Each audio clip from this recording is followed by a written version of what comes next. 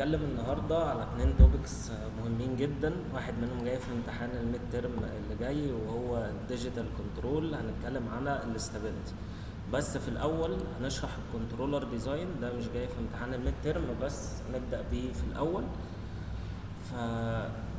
احنا عندنا زي ما اتكلمنا كتير على ان احنا السيستم بتاعنا الكنترول سيستم بنحتاج ان يكون في كنترولر متحكم، سواء مايكرو كنترولر او كمبيوتر او كده، تتحكم في الريسبونس بتاعنا عشان توصل الاوتبوت للديزايرد اوتبوت المفروض احنا عايزينه.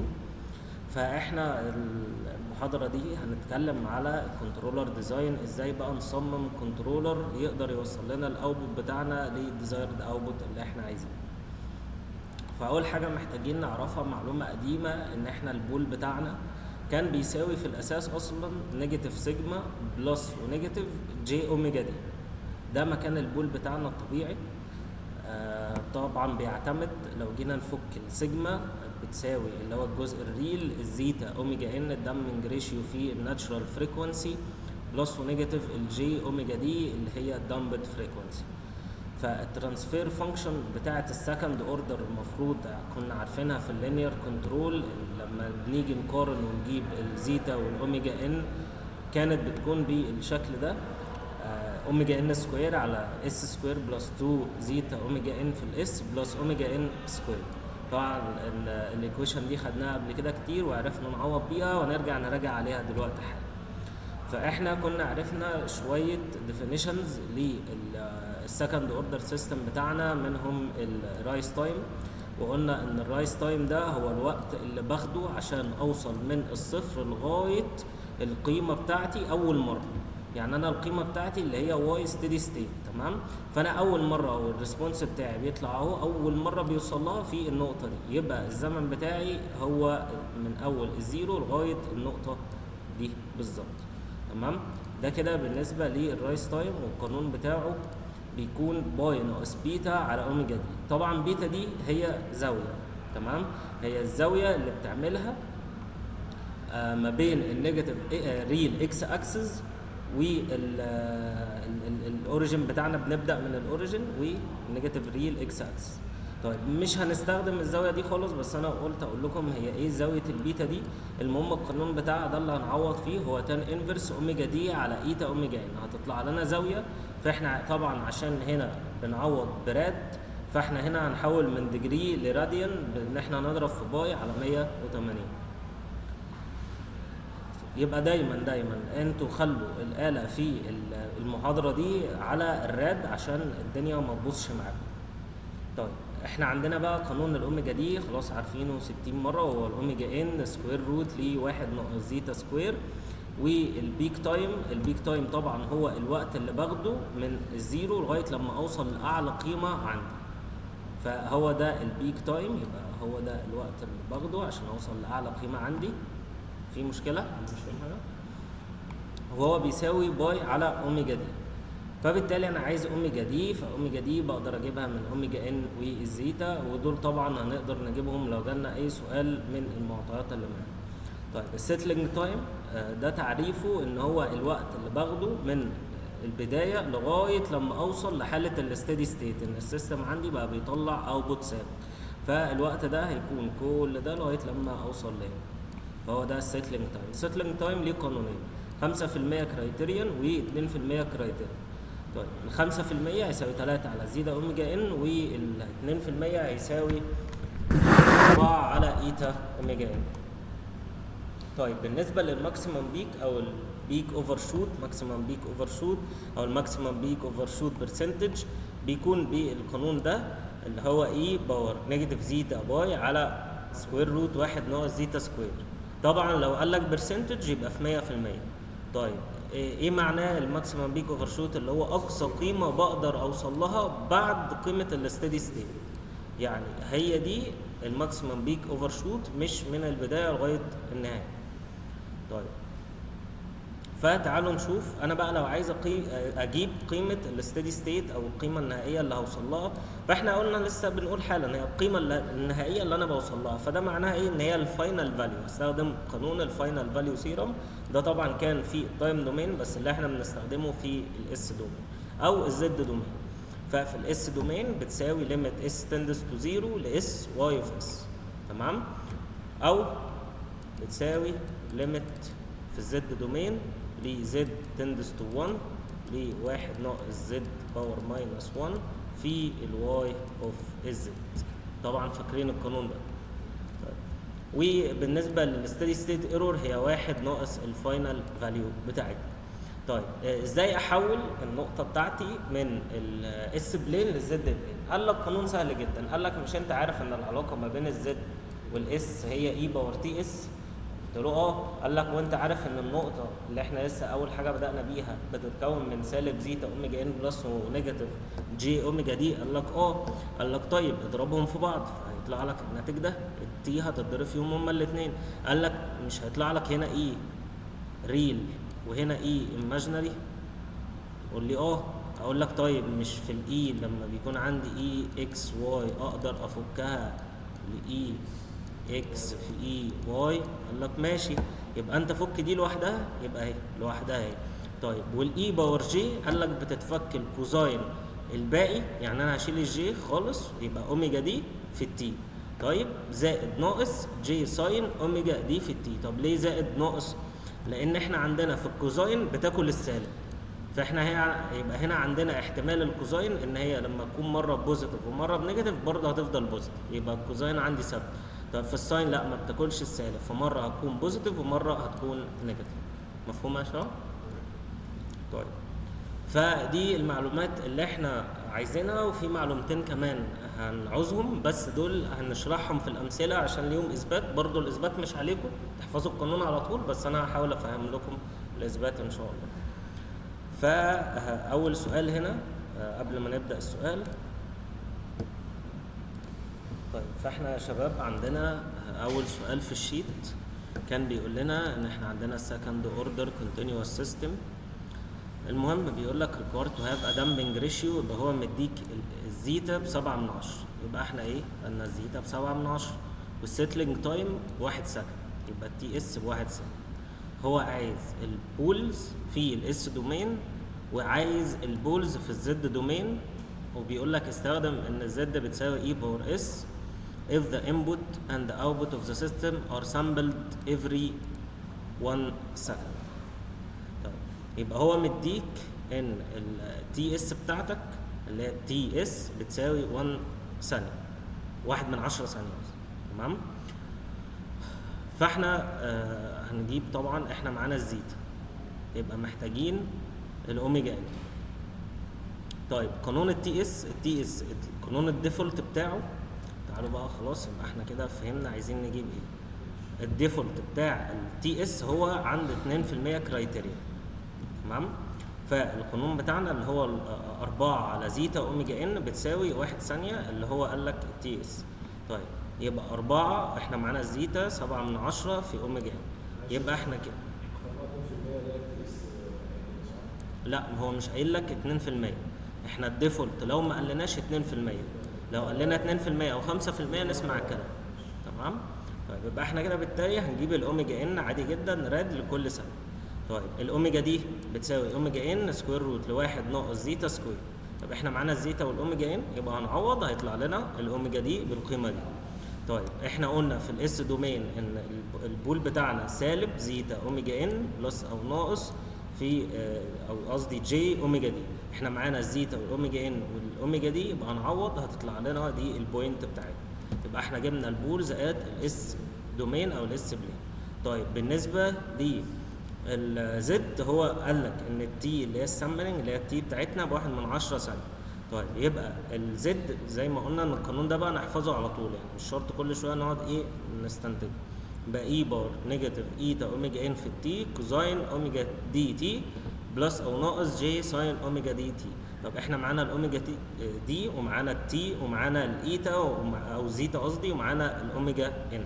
يبقى احنا كده معانا كل حاجه، كل اللي احنا هنعمله هنقعد طبعا دي ادي الزيتا 7/10 والاوميجا ان معانا والتي معانا، هنعوض ونطلع القيمه على الاله عادي وهتطلع لنا القيمه دي. طيب كوزاين برضه هنعوض هتطلع لنا، احنا قلنا ان احنا بنشتغل راديان لان ده قيمه فاليو عاديه مش ديجري، فلازم دي تكون فاليو عاديه مش الديجري، تمام؟ بلس او نيجاتيف الجي، ونعوض برضو نتاكد ان احنا شغالين راديان. طيب يبقى طلعت لنا البولز في الزد بلين كمان. طيب السؤال الثاني، تعالوا نشوف السؤال الثاني بيقول ايه. السؤال الثاني هنا بيقول لك هو مديك الاوبن لوب ترانسفير فانكشن بتاع السيستم ده، تمام؟ فقال لك ان الاتش جي اوف الزد بتساوي 2 من 10 زد بلس 8 من 10 على زد سكوير ناقص 1.5 زد بلس نص. هو عايز دي ديزاين كنترولر، يبقى احنا اصلا ده اللي هنعمله وهنتعرف فيه على معلومات جديده اللي انا قلت لكم عليها. فبيقول لك ان السيستم بتاعك ده عنده الزيتا ب 6 من 10، يبقى احنا استفدنا بمعلومه الزيتا ب 6 من 10 والاوميجا دي ب 3 راد لكل ثانيه. وهنا قال لك الستيدي ستيت ايرور تو ستيب انبوت المفروض بزيرو، يبقى الاي اس اس عند الستيب انبوت، يعني انا مدخل انبوت ستيب ريسبونس او ستيب فانكشن المفروض بيساوي زيرو. بيقول لك الستيدي ستيت ايرور برضو لما ادخل له انبوت رام هيدينا نص او هيساوي نص، ومديك التي بتساوي 2 من 10. يبقى احنا عايزين نديزاين الديجيتال كنترولر. طيب تعالوا نفهم بقى حاجه، ايه بقى الديجيتال او اللي احنا عايزين نطلعه عشان يبقى احنا كده عملنا ديزاين لديجيتال كنترولر. في حاجه اسمها الدي اوف الزد، يبقى ده اللي احنا عايزين نجيبه، تمام؟ طيب الدي اوف الزد هنمشي دلوقتي شويه، هنمشي عادي وهقول لكم الدي اوف الزد دي بنجيبها ازاي، تمام؟ طيب هو مدينا الفانكشن دي، فاحنا اول حاجه نشوف ايه اللي ناقصنا ونجيبه. ايه اللي احنا بنحتاجه؟ بنحتاج الاوميجا ان، تمام؟ فاحنا معانا دلوقتي قانون الاوميجا دي بتساوي اوميجا ان، هو كان مدينا الاوميجا دي فجذر سكوير روت ل1 ناقص زيتا سكوير، فاحنا معانا الاوميجا دي ومعانا الزيتا، فبالتالي نعرف نجيب الاوميجا ان بكل بساطه هتساوي 3.75% راد لكل ثانيه. طيب احنا الدي اوف الزد ده، تمام، بتساوي ايه؟ بتساوي عندنا بولز، تمام، الديزايرد بولز ونومينيتور، يبقى بسط ومقام بتاعنا البولز. انهي بولز بقى؟ البولز اللي في الزد دومين. فاحنا بالتالي كده عايزين نجيب الزد دومين بولز، تمام؟ الان اوف زد دي اللي هو النومينيتور دي هنعرف بنجيبها ازاي قدام برضه. دي الزيروز، بس هي الفكره هنا ان الزيروز دي هنجيبها منين؟ فلسه هنعرف بنجيبها ازاي دلوقتي. فاحنا عشان نجيب البولز عشان نعرف المقام بتاعنا، او بصوا خلينا الاول نمشي واحده واحده، تمام؟ فاحنا اولا هو الزد دومين، انا بس اتلخبطت في الحته دي، البولز عند او الزد دومين بولز هي البولز بتاعت الديزايرد ترانسفير فانكشن، تمام؟ مش الدي اوف زد دي، معلش يا شباب اتلخبطت فيها، فاحنا خلينا نمشي واحده واحده واقول لكم بالظبط التفاصيل كلها. طيب يبقى احنا عايزين نجيب الترانسفير فانكشن بتاعه السيستم كله، وبعد كده هنجيب الدي زد. يبقى احنا الخطوات، اول حاجه عشان نجيب الديجيتال كنترولر ديزاين يبقى احنا محتاجين نجيب الترانسفير فانكشن بتاع السيستم كلها، تمام؟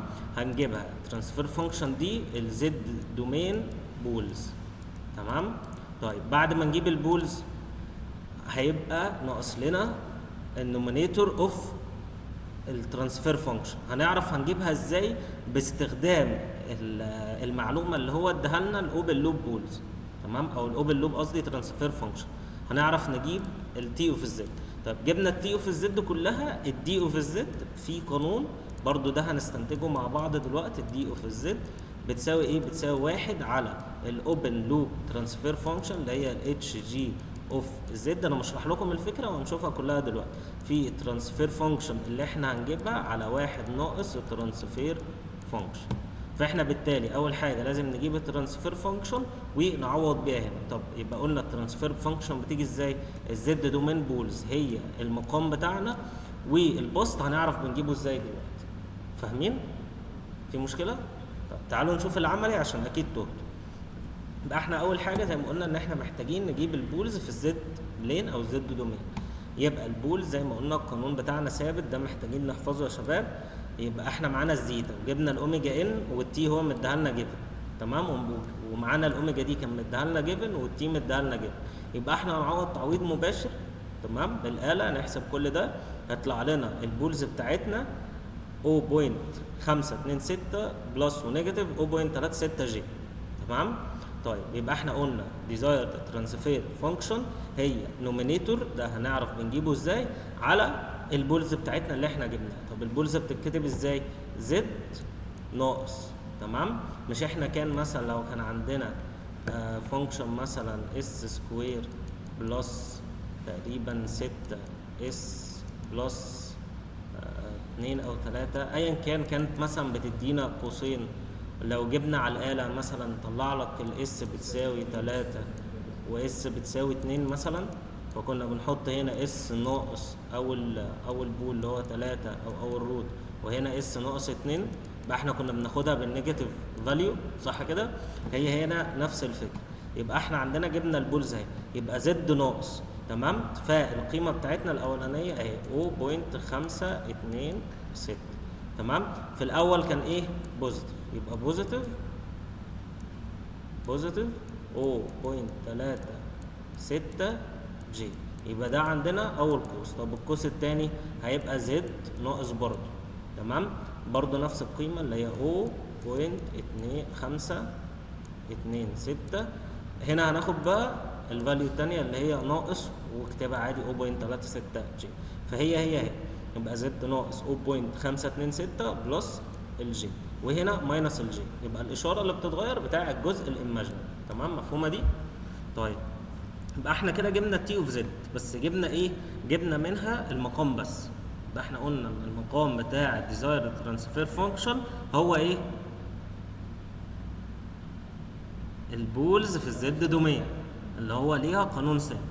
طيب النومينيتور بقى قال لك عندك كذا شرط او كذا طريقه تجيب بيها النومينيتور، تمام. فقال لك انت اول حاجه النومينيتور ده بتفرض فوق، يكون مثلا من الدرجه الاولى معادله من الدرجه الاولى، معادله من الدرجه الثانيه، معادله من الدرجه الصفر، تمام. فقال لك برضو بتفرض على اي اساس؟ قال لك عندي كذا دليل يقول لك ان المعادله بتاعتنا دي من الدرجه الكام، تمام. اول دليل قال لك اطلع بص على الاوبن لوب ترانسفير فانكشن اللي هو مديها لك جيفن دي. قال لك بص على الفرق ما بين درجه النومينيتور والدينومينيتور. هنا المعادله دي من الدرجه الكام؟ الثانيه. المعادله دي من الدرجه الكام؟ الاولى. يبقى الفرق ما بينهم كام؟ 1 ديجري، درجه واحده، تمام. فقال لك يبقى انت عندك معادله النومينيتور دي يبقى من الدرجه الاولى اللي هو الفرق ما بينهم، تمام. طيب دي ليها قصه كبيره ليه؟ تمام، عشان الريسبونس بتاعنا يكون ريل تايم انستنت، وفي بيقول لك لا بياخد 1 تايم ديلي، فقصه كبيره مش هتستفادوا بيها، بس انتوا اعرفوا الشرط ده. طيب يبقى احنا عرفنا انه كده من الدرجه الاولى. قال لك هل ده بس كفايه دليل كفايه ان احنا نقول ان الايكويشن دي من الدرجه الاولى؟ قال لك لا، تمام. ليه لا؟ قال لك من الدرجه الاولى انت عندك مثلا هتفرض اي اتنين كونستانت A زد بلس بي زد بلس بي قصدي، مش دي كده من الدرجه الاولى؟ او بي 1 زد بلس بي نوت، صح؟ مش دي كده معادله من الدرجه الاولى؟ قال لك انت عندك كده كام مجهول؟ بي 1 وبي نوت. طيب احنا هنحل ان احنا نجيب المجاهيل دي، يبقى احنا عايزين 2 ايكويشن، صح كده؟ يبقى قال لك لازم يديك جيفن في السؤال بالنسبه للستيدي ستيت ايرور عندك حالتين. مش هو قال لنا لما يكون في ستيب بتساوي صفر ولما يكون في رامب بتساوي نص؟ يبقى انت هنا عندك من الاثنين جيفن دول هتقدر تجيب 2 ايكويشن، فبالتالي هتقدر تجيب بي 1 وبي 0. طيب في ساعات ممكن يديك الستيدي ستيت ايرور بتاع حاله واحده، يعني ممكن يديك مثلا رامب بس، يبقى انت كده مش هتعرف تجيب الفاريبل الثاني، يعني ممكن تجيب فاريبل مش هتعرف اصلا تجيب الاثنين. فانت هنا ساعتها تختار ان هي من الدرجه درجه اقل على حسب عدد الجيفنز اللي هو مديها لك. يبقى تاني يبقى اول طريقه عشان نعرف البسط بتاعنا ده يكون من الدرجه الايه، تمام. ما هو لو من الدرجه 0 فمثلا هيكون عندنا بي 0 بس، مفيش اصلا زد. طيب لو من الدرجه الاولى هيبقى بي 1 زد بلس بي نوت، تمام. من الدرجه الثانيه هيبقى بي 2 زد سكوير بلس بي 1 زد، صح كده؟ بلس بي نوت، صح كده؟ طيب قال لك بعرف ازاي؟ هقول لك بنعرف ازاي. اول حاجه بنروح نشوف معادله الاوبن لوب ترانسفير فانكشن. قال لك شوف الفرق ما بين البسط والمقام في الديجري بتاعته او الاوردر بتاعه. انت لقيته هنا واحد، يبقى هو بنسبه كبيره النومينيتور ده هيبقى الدرجه الاولى. طيب هل كده كفايه؟ قال لك لا. قال لك تروح تشوف هو مديك الجيفن ايه في الستيدي ستيت ايرور. هل هو مديك حاله 2 3؟ على حسب هو مديك كام حاله يبقى انت هتعرف تجيب كام فاريبل. تمام؟ يبقى احنا في الدرجه الاولى عندنا كام فاريبل؟ بي 1 وبي نوت، يبقى انا محتاج 2 ستيدي ستيت ايرور، حالتين. تمام؟ طيب لو كانت من الدرجه الثانيه يبقى انا محتاج 3، لو كانت من الدرجه الاولى يبقى انا محتاج حاله واحده يداني جيفن. فانا كده خلاص. يعني مثلا هنا كان الفرق 1 ديجري، يعني المعادله من الدرجه الاولى، صح كده؟ يبقى انا محتاج 2. طيب نفترض زي ما قلنا ان هو مدينا ستيدي ستيت ايرور 1 بس، يبقى انا عادي اختار معادله من الدرجه الصفر الزيرو، يبقى مثلا بي 0، يبقى 1 فاريبل بس اقدر اجيبه من الجيفن اللي هو مديهون. طيب في دليل ثالث، قال لك بص على الايكويشن بتاعتك نفسها. قال لك هنا اضرب دول في بعض. تمام؟ هيطلع لك المقام بالشكل ده. مش انت عندك في الايكويشنز وفي السيستمز دايما درجه البسط بتكون اقل من درجه المقام او بتساويها، ولو طلعت اكبر زي القسمه المطوله كده، فاكرين القسمه المطوله لازم البسط يكون اقل من ديجري المقام؟ هي هنا نفس الفكره. قال لك ان برضو الديجري او الاوردر بتاع البسط لازم يكون اقل من او يساوي ديجري المقام. يبقى انت لازم تبص على الثلاث شروط.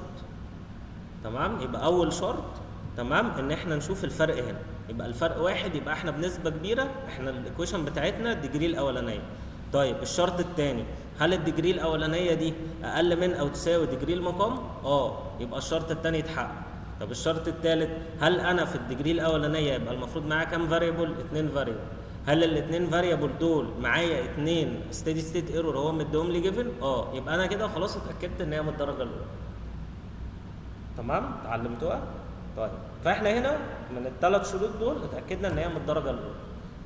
هنعمل ايه بقى؟ نستخدم الشرطين اللي هو مديهم لنا. طيب ده اثبات احنا ازاي بنجيب، مش احنا الستيدي ستيت ايرور، احنا هو مدينا ستيدي ستيت ايرور جيفن. طيب وعايزين نجيب الاي اس اس، مش هي كانت الفاينل فاليو؟ قانون الفاينل فاليو اللي هو ليميت زد تندز تو 1 ل1 ناقص زد باور نيجاتيف 1 في ايه؟ المفروض في المعادلات الطبيعيه لما اجيب الفاينل فاليو واي اوف اس او واي اوف زد قصدي، صح كده؟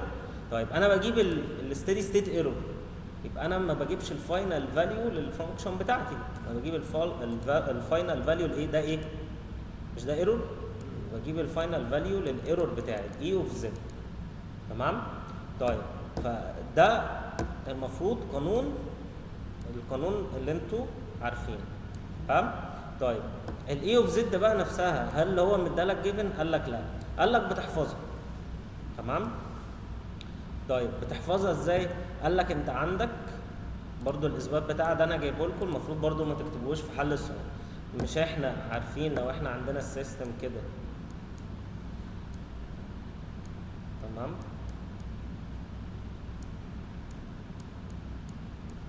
هنا الار اوف زد وهنا السي اوف زد، مش قال لك وده هنا السميتور هنا نيجاتيف وهنا بوزيتيف؟ قال لك هنا مش انت عندك الايرور ده بيساوي الار اوف زد ناقص كل ده بقى. تمام؟ انا لو عملت يعني اختصرت كل ده بالبلوك دايجرام ريدكشن هيطلع لي ايه؟ ترانسفير فانكشن، صح؟ اختصار كل ده ترانسفير فانكشن، واحنا اصلا بنجيب الترانسفير فانكشن، فانا استفاد بالحاجه اللي معايا. يبقى هو الانبوت ناقص الترانسفير فانكشن في الاوتبوت. تمام؟ فبالتالي الايرور هتساوي الانبوت، لو خدت الانبوت عامل مشترك هيبقى لي 1 ناقص الترانسفير فانكشن. تمام كده؟ يبقى انا هنا دي المفروض الايكويشن بتاعتي، وانا جبت الاي اوف زد اهي. تمام؟ فانا هنا ايه اللي هيتحط في الايكويشن بتاعتي؟ هتبقى ليميت عادي زد تندس تو 1، عشان ما نرجعش نكتب الايكويشن من الاول، هنشيل الاي اوف زد وهنحط ايه؟ الانبوت ار اوف زد اللي احنا طلعناه اهو في واحد ناقص التي اوف الزد. تمام كده يا شباب؟ مفهومه؟ فيها اي مشكله؟ طيب انت على طول في الامتحان عوض على طول، قلنا ان الاي اوف الزد بتساوي الار اوف الزد في 1 ناقص التي اوف الزد، مش لازم تثبت. تمام؟ طيب يبقى احنا كده زي ما قلنا، هو قال لنا ايه؟ الستيدي ستيت ايرور لليونت ستيب بتساوي 0. طيب بالتالي يبقى انا كده الانبوت بتاعي ايه؟ مش الستيب اليونت ستيب في الزد دومين زد على زد ناقص 1. طيب يبقى انا هشيل ايه؟ الار اوف زد دي واعوض عنها، يبقى زد على زد ناقص 1 اهي.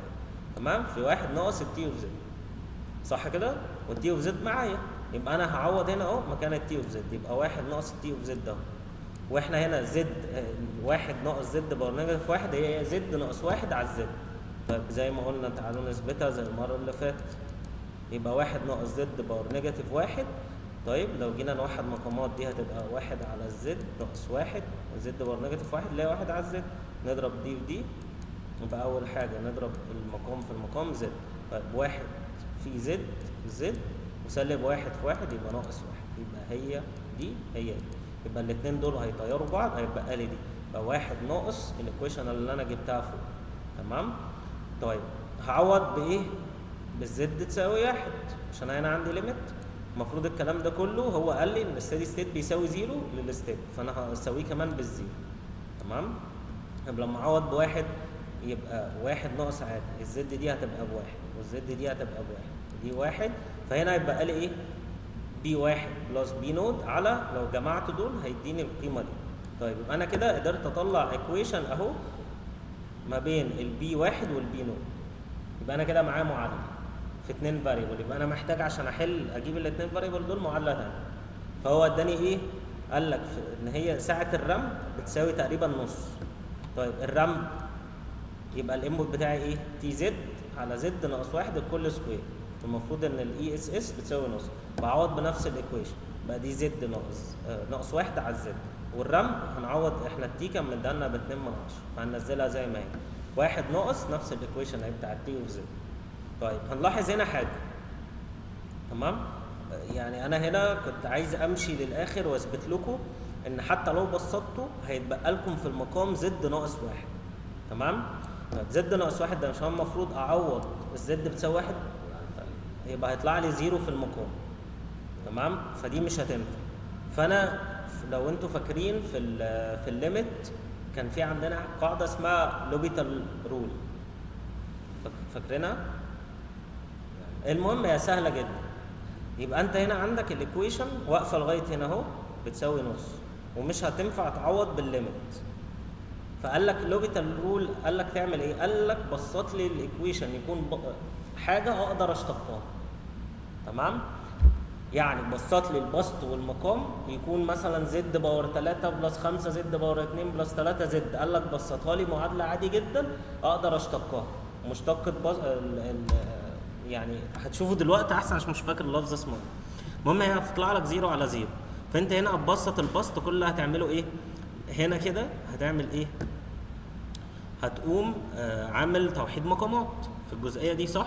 يعني هتضرب كده الزد سكوير ناقص 1.052 زد بلس 0.46 او 0.6 في الواحد. تمام؟ بعدين 1 في دي ناقص البي الترم ده كله في الواحد. تمام؟ يبقى اهي ده احنا هنا كل اللي عملناه وحدنا مقامات واللي بره ايه؟ زي ما هو. طيب قال لك لازم برضو ايه؟ انت عشان تعمل لوبيتال رول لازم يكون كله ترم واحد. تمام؟ فالزد ناقص 1 دي لازم اضربها جوه. فانا لما جيت ضربتها جوه ادتني القيمه دي. تمام يا شباب؟ يبقى انا كل اللي انا بعمله عايز بسط ومقام اقدر اعمل لهم ديفرنشيشن اشتقاق. طبعا 2 من 10 ده كونستانت فمش لازم ادخله جوه، عادي اخليه بره. تمام؟ طيب يبقى طلعت لنا بعد التبسيط الايكويشن دي. طيب لوبيتال رول بيقول لك ايه؟ بيقول لك اشتق البسط واشتق المقام. ساعتها الليميت مش هيديك 0 على 0.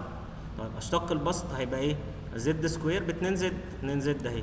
طيب الزد في حاجه هتنزل ايه يعني؟ الزد هتطير وتنزل الحاجه. طيب رقم كونستانت هيطير. تمام؟ طيب وهنا زد كيوب هتبقى 3 زد سكوير. ناقص هنا هضرب 2 في 1.05. تمام، بس هنا لو لاحظت انا بس نسيت اجمع ايه دي ودي. تمام، يبقى ناقص 1 ناقص 1 يعتبر ناقص 2 في ايه؟ ودول زد سكوير، فهضربها في 2 هتبقى ناقص 4، يعني ناقص 4 وكسور عشان بس هنا في كسر. تمام، طب بالنسبه للزد برضو نسيت اجمع دول، تقريبا قول هيدوك 1.5 زد. تمام، يبقى اهي تقريبا 1.5، ودي كونستانت هيطير. مفهومه؟ يبقى احنا اشتقنا البسط والمقام. قال لك هنا عوض عادي بقى بزد ايكوال 1. يبقى انت لما تيجي تعوض بزد ايكوال 1 هيبقى لك هنا 2، هنا في الزد، هنا 3، هنا هتبقى 4.1 وهنا 1. هيطلع لك ايه؟ هيطلع لك قيم وبي 1 بس. تمام، فانت المفروض بتساوي الليميت كانت اصلا في البدايه بتساوي ايه؟ نص. تمام، فانت ايه هتقعد بقى تضرب وتطرح وتودي الارقام، انت معاك ايكويشن في بي 1 بس، يبقى انت كده جبت بي 1. تمام، طيب واحنا فوق كنا جايبين ايه؟ معادله ما بين بي 1 وبي 2 او بي 0 قصدي، فاحنا كده هنجيب ايه؟ بي 0. يبقى احنا كده الترانسفير فانكشن عوضنا مكان البي 1 طلعت معانا ب 0.065 والبي 0 طلعت معانا بالرقم ده. يبقى احنا كده جبنا الترانسفير فانكشن. السؤال كده خلص؟ قال لك لا، احنا كل ده اصلا عايزين نجيب الدي اوف الزد. طيب ايه ايكويشن الدي اوف الزد؟ انا كتبتها لكم فوق. طب جت منين؟ تعالوا نثبتها. تمام، دي الايكويشن بتاعه الترانسفير فانكشن. مش انا لو هعمل تبسيط ثانيه، تعالوا نمسح دي عشان افهمكم.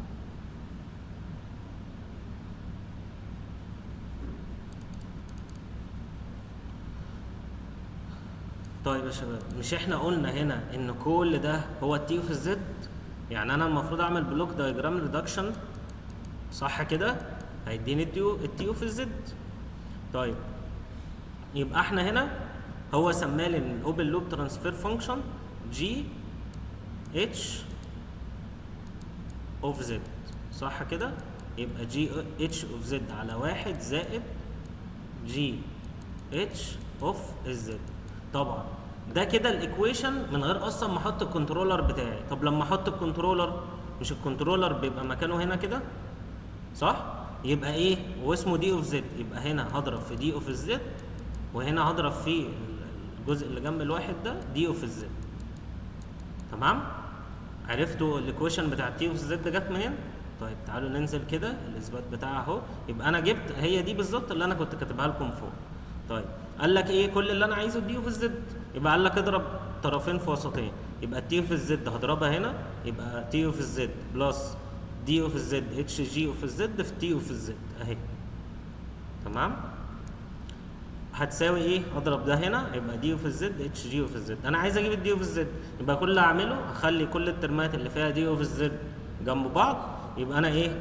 هودي ده الناحيه الثانيه اهو، ده وديته الناحيه الثانيه فراح باشاره مخالفه نيجاتيف، واخد الدي اوف الزد كومن فاكتور، هيبقى لي من هنا ايه؟ هيبقى لي من هنا ثانيه واحده، دي المفروض دي اوف الزد دي اوف الزد اتش جي اوف الزد دي دي اتش، انا فكرتها واحد. ايه؟ انا بس دي فكرتها واحد اتش جي اوف الزد. ماشي؟ فهنا لما اخد دي اوف الزد كومن فاكتور هيبقى اهو اتش جي اوف الزد اهي ناقص، ولو هنا هيبقى تي اوف الزد والاتش جي اوف الزد اهو. تمام؟ بعدين هقوم عامل ايه؟ هقوم قاسم بقى على الترم ده كله، يبقى تي اوف الزد على الترم ده. تمام؟ يبقى هي تي اوف الزد على اتش جي اوف الزد ناقص تي اوف الزد اتش جي اوف الزد. تمام كده؟ مفهومه؟ طيب قال لك هنا هتلاقي في المقام الاتش جي اوف الزد كومن، صح كده؟ موجوده هنا وهنا، فقال لك خدها كومن، يبقى اتش جي اوف الزد هيبقى لي ايه؟ 1 ناقص التي اوف الزد، يبقى طلعت لنا الايكويشن اللي انا قلت لكم عليها ان الدي اوف الزد هتساوي 1 على الاتش جي اهي، يبقى 1 على الاتش جي اوف الزد تمام في تي اوف الزد على 1 ناقص تي اوف الزد. مفهومه؟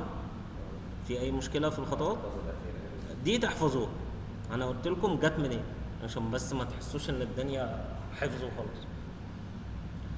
طيب يبقى احنا هنا كل اللي هنعمله ده اصلا كان مدولنا جيفن، صح كده؟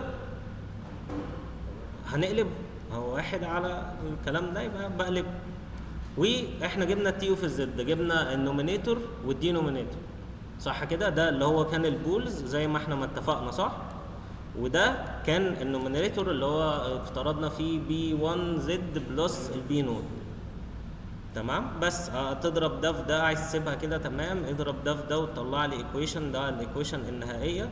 تمام، انت هتمشي خطوات هتطلع لك نفس النتيجه. فهمتوا فكره الكنترولر ديزاين؟ هي طويله شويه والحل بياخد وقت. تمام، بس كفهم اهم حاجه فهمت هتحل اي مساله. يبقى احنا هنا عشان لا يبقى احنا هنا عشان نجيب الكنترولر. تمام، هو في كده كده امثله ثانيه. لا مش داخل في الماده.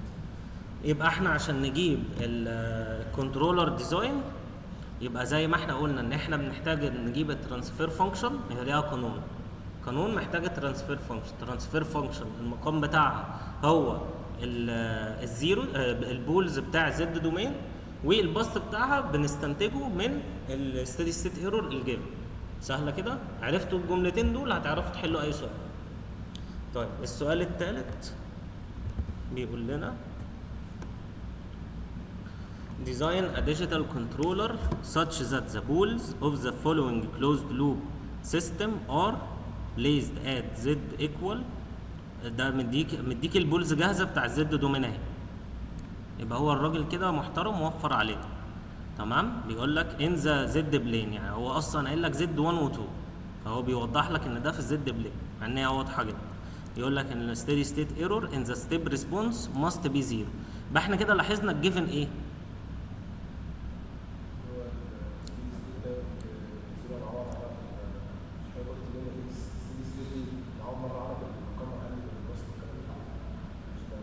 الستيدي ستيت ايرور احنا قلنا بنقدر نجيب منه النومينيتور بتاع ترانسفير فانكشن. تمام، فانا بقدر احدد لما هو يديني الجيفن الايكويشن دي من اوردر كام او الديجري بتاعها كام. يبقى هو اداني واحد بس، يبقى انا كده اتوقع في البسط هيكون عندي كام فاريبل؟ واحد.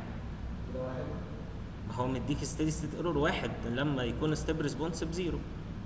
ما هو مديك جيفن واحد بس اهو. تعالوا احنا كده ثانيه، هو مدينا بس عشان بس ما تنسوش دي الايكو. ثانيه هو مدينا دي الاتش جي اوف الاس، ايا كان يسميها، انا سميتها جي اوف الزد مش هتفرق تسميه.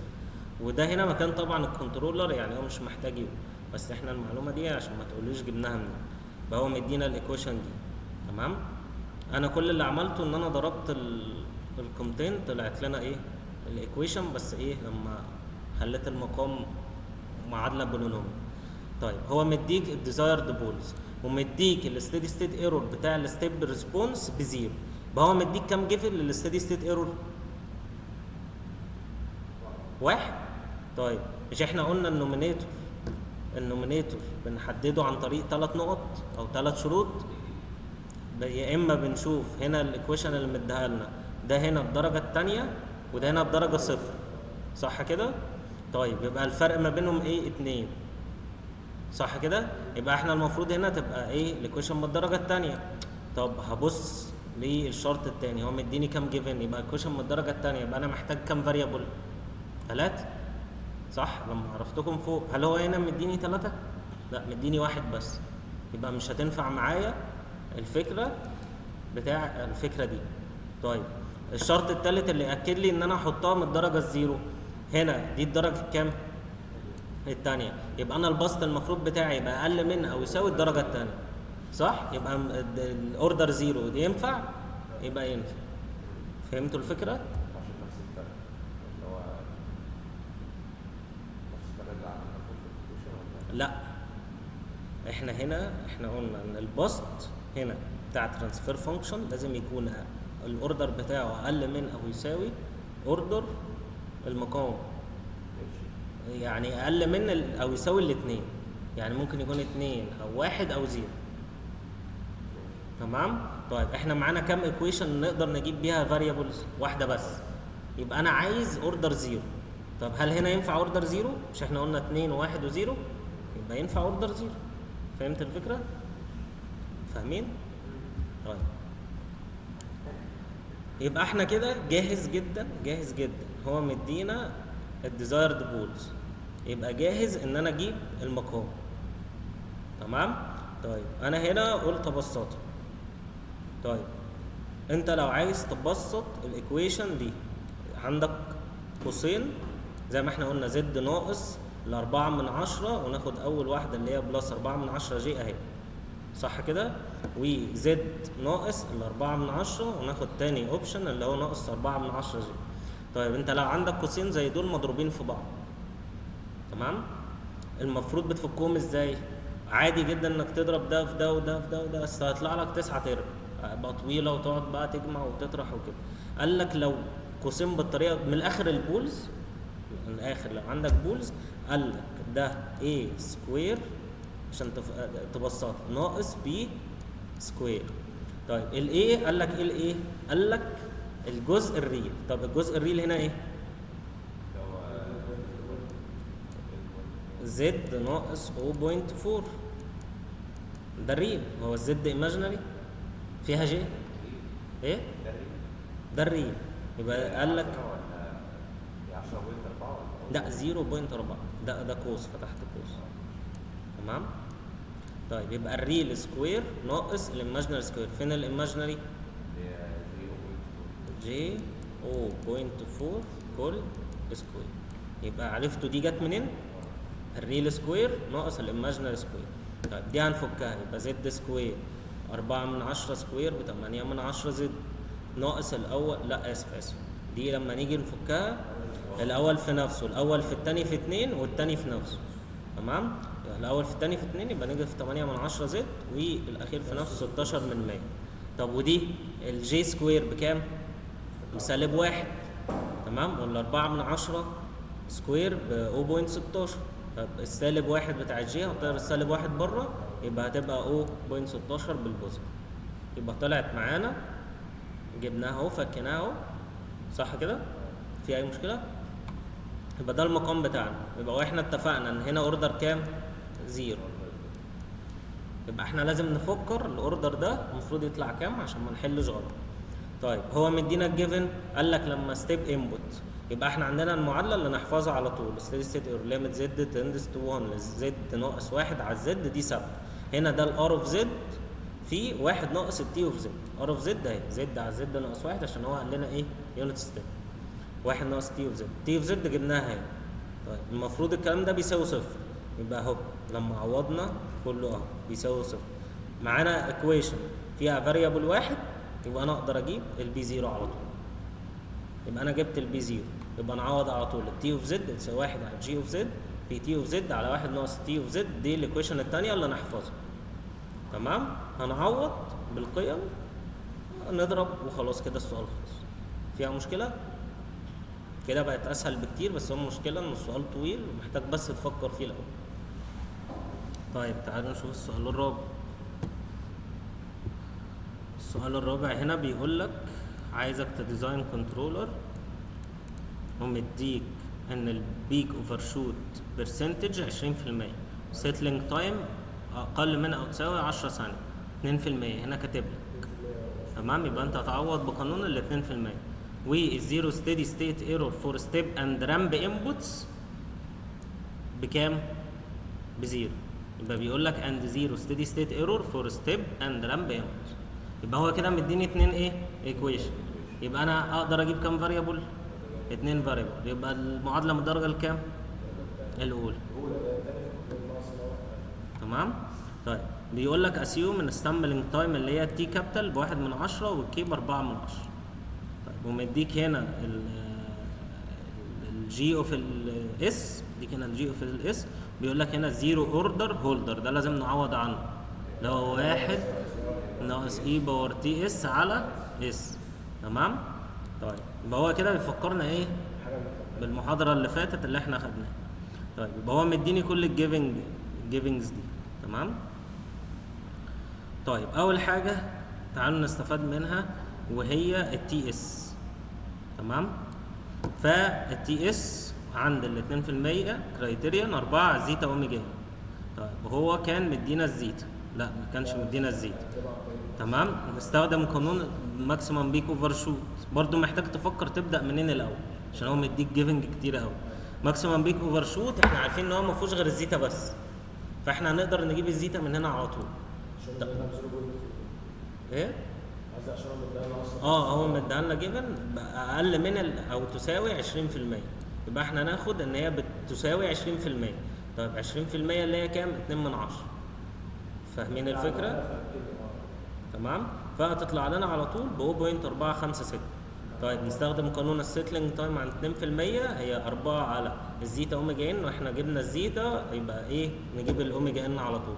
من الاوميجا ان نقدر نجيب الاوميجا دي، نجيب الاوميجا دي على طول. اوميجا ان سكوير روت 1 ناقص زيتا سكوير. طيب نجيب بقى ايه؟ مش هو عايز ديزاين كنترولر، يبقى نجيب البولز. البولز دي اللي هي دينومينيتور بتاع تي اوف زد. تمام، يبقى نجيب البولز برضو قانون محفوظ، سالب زيتا اوميجا ان في التي كوزين اوميجا دي تي بلس او نيجاتيف جي ساين اوميجا دي تي. طيب هنعوض، ده هيطلع لنا رقم، ده هنا برضو الكوزين دي هيطلع لنا برضو، نتاكد ان هو راد يا شباب، وهنا بلس جي ساين هيطلع لنا رقم. يبقى احنا هنضرب، يبقى طلع لنا ايه؟ البولز بتاعتنا. طيب برضو هنرجع نكتبهم فين؟ لما نيجي نكتبهم هيتكتبوا زي ما احنا ما اتفقنا بالطريقه دي. تمام يا شباب؟ 0.956. يبقى احنا قلنا الزد ناقص واكتب الريل، بعدين اول مره ناخد بوزيتيف الايماجينري، والثانيه زد ناقص نكتب هنا الريل، ناخد نيجاتيف بقى ونحط الايماجينري. تمام؟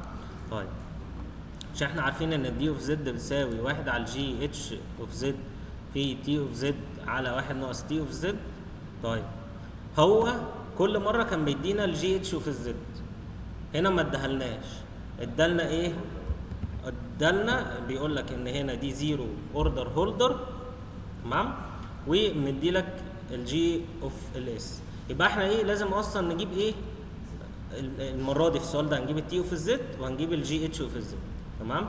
طيب معادله، يبقى احنا عايزين نجيب في زد دومين، صح كده؟ يبقى هنجيب الزد دومين لايه؟ معادله الزيرو هولدر زيرو اوردر هولدر. تمام، اهي الواحد ناقص اي باور نيجاتيف تي اس على اس، واحنا دايما كنا بنعوض دي ايه؟ زد باور نيجاتيف 1، ودي المعادله بتاعت الجي اوف الاس. تمام. طيب يبقى احنا اهي 1 ناقص زد باور نيجاتيف 1 هنطلعها بره، ليه؟ هنجيب الزد ترانسفورم للباقي، يبقى الاس دي هتتضرب هنا، صح كده؟ طيب دي عشان نجيب لها زد دومين يبقى بارشال فراكشن. هل محتاج اعيد البارشال فراكشن؟ سهله جدا. طيب جبنا البارشال فراكشن، طلع لنا 1 على 4 من 10 في 1 على اس زائد نيجاتيف 1 على 4 من 10 في 1 على اس بلس 4 من 10. تمام، دي كده ايه؟ ستيب، يبقى زد على زد ناقص 1. طيب ودي كده قاعده اللي هي اكسبوننشال اي باور نيجاتيف 4 من 10، ده من الجدول على طول. تمام، هي سهله جدا. طيب يبقى احنا هنا ده اللي كان معانا في الاول 1 ناقص زد باور نيجاتيف 1، كان في كي. هنا هناخد الواحد على 4 من 10 كومن، هيبقى لنا ايه؟ هيبقى لنا زد على زد ناقص 1، وهنا النيجاتيف عشان احنا خدنا بس الواحد على 4 من 10 في ده ينزل اهو بزد دومين. طيب دي هنا مش دي هنا، هي دي زي ما بنحولها على طول. طيب يبقى هضرب دي كده جوه. تمام، والكي كان هو مديها في السؤال، والتي كان هو مديها في السؤال، يبقى انا التي اهي هعوض عنها والكي هعوض عنها. انا قلت له الكي بتساوي كذا والتي بتساوي كذا زي ما انت ما قلت لي. طيب يبقى انا عندي دي كده هيطلع لي قيمه قشطه. الكي تعالوا نشوف كان مديها لنا بكام. كان مدينا الكي ب 4 من 10، يبقى 4 من 10 في 1 على 4 من 10 يبقى 1. تمام، يبقى اصلا ده كله ما بقاش ليه لازمه، ده بواحد. طيب يبقى ده اللي هيتضرب جوه، يبقى دي هتروح مع دي، هيبقى هنا ايه؟ 1. تمام، ودي لما تتضرب هنا الزد دي هتطير الزد دي، هيبقى زد ماينس 1 على الزد دي، جبنا قيمتها لما عوضنا زد ناقص 0.96. تمام. طيب هل احنا بنجيب الجي اتش في الزد كده؟ لا، لازم بسط ومقام، فهنعمل توحيد مقامات. يبقى اضرب ده المقام ده في المقام ده يطلع لنا القيمه دي، بعدين هضرب واحد هنا، بعدين هضرب ده هنا، هيطلع لنا بالشكل ده. هنبسطها يبقى دي ايه؟ الجي اتش وفي الزد، يبقى احنا جبنا. طيب احنا قلنا كان مدينا كام جيفنج في الستيدي ستيت ايرور 2 صح كده؟ ستيب ورمل. طيب تعالوا نشوف الشرط بتاع، مش احنا لسه جايبين المعادله دي، يبقى تعالوا نشوف الشرط الثاني. فرق ما بين اوردر البسط والمقام كام؟ دي هنا اوردر كام؟ دي واحد واللي فوق زيرو، يبقى الفرق واحد، يعني اوردر واحد. طيب هو اوردر واحد بيبقى محتاج كام فاريبل؟ 2 بي 1 زد بلس بي 0. طيب يبقى احنا كده عندنا معادلتين، وعندنا هنا اوردر واحد، يبقى احنا كده لغايه دلوقتي ينفع. طب تعالوا نشوف ايكويشن التي اوف الزد في الاول خالص لما جبنا الزد بلين بولز قصدي. تمام، فاحنا هنكتبها زي ما احنا اتفقنا. تمام، لازم نبسط دي عشان نعرف اوردر الايكويشن كام، يعني هنضربهم في بعض. مش دي زي ما قلنا ان هي a سكوير ناقص b سكوير اللي هي الريل سكوير ناقص الايماجينري سكوير عشان دول كونجيوكيتس. طيب فهتطلع لنا بعد التبسيط الشكل ده. تمام. طيب هنا ده اوردر كام؟ اوردر 2. يبقى انا المفروض البسط عندي يكون يا اوردر 1 يا 2 يا 0 صح كده؟ واحنا فوق اتفقنا الشرطين اللي فوق ان هو ينفع يبقى اوردر 1 وهنا ينفع تبقى اوردر 1. يبقى هنا ايه؟ خلاص كده الثلاثه بيقولوا لي ان دي اوردر 1، فانا حطيت اوردر 1. ها مفهومه؟ حد مش فاهم؟ طيب بقى احنا بالتالي هنستخدم بقى القانون اللي احنا حافظينه اهو، وقال لك ان الاثنين بيساوي 0 في اليونت ستيب وفي الرام. يبقى انا عادي احط هنا دي الار اوف زد، حطيتها في دي هنا في اليونت ستيب، زد على زد ناقص 1، ودي زد ناقص 1 على الزد، يبقى دول هيطيروا بعض اهو. 1 ناقص تي وفي الزد هعوض هيطلع لي ايكويشن نفس اللي فوق بالظبط، بي 1 وبي نوت. تمام. وهنستخدم برضه معادله الرمل هيطلع لي ايكويشن. هنا مش هينفع برضه اعوض زد بتساوي 1، يبقى هنعمل ايه؟ لوبيتال رول.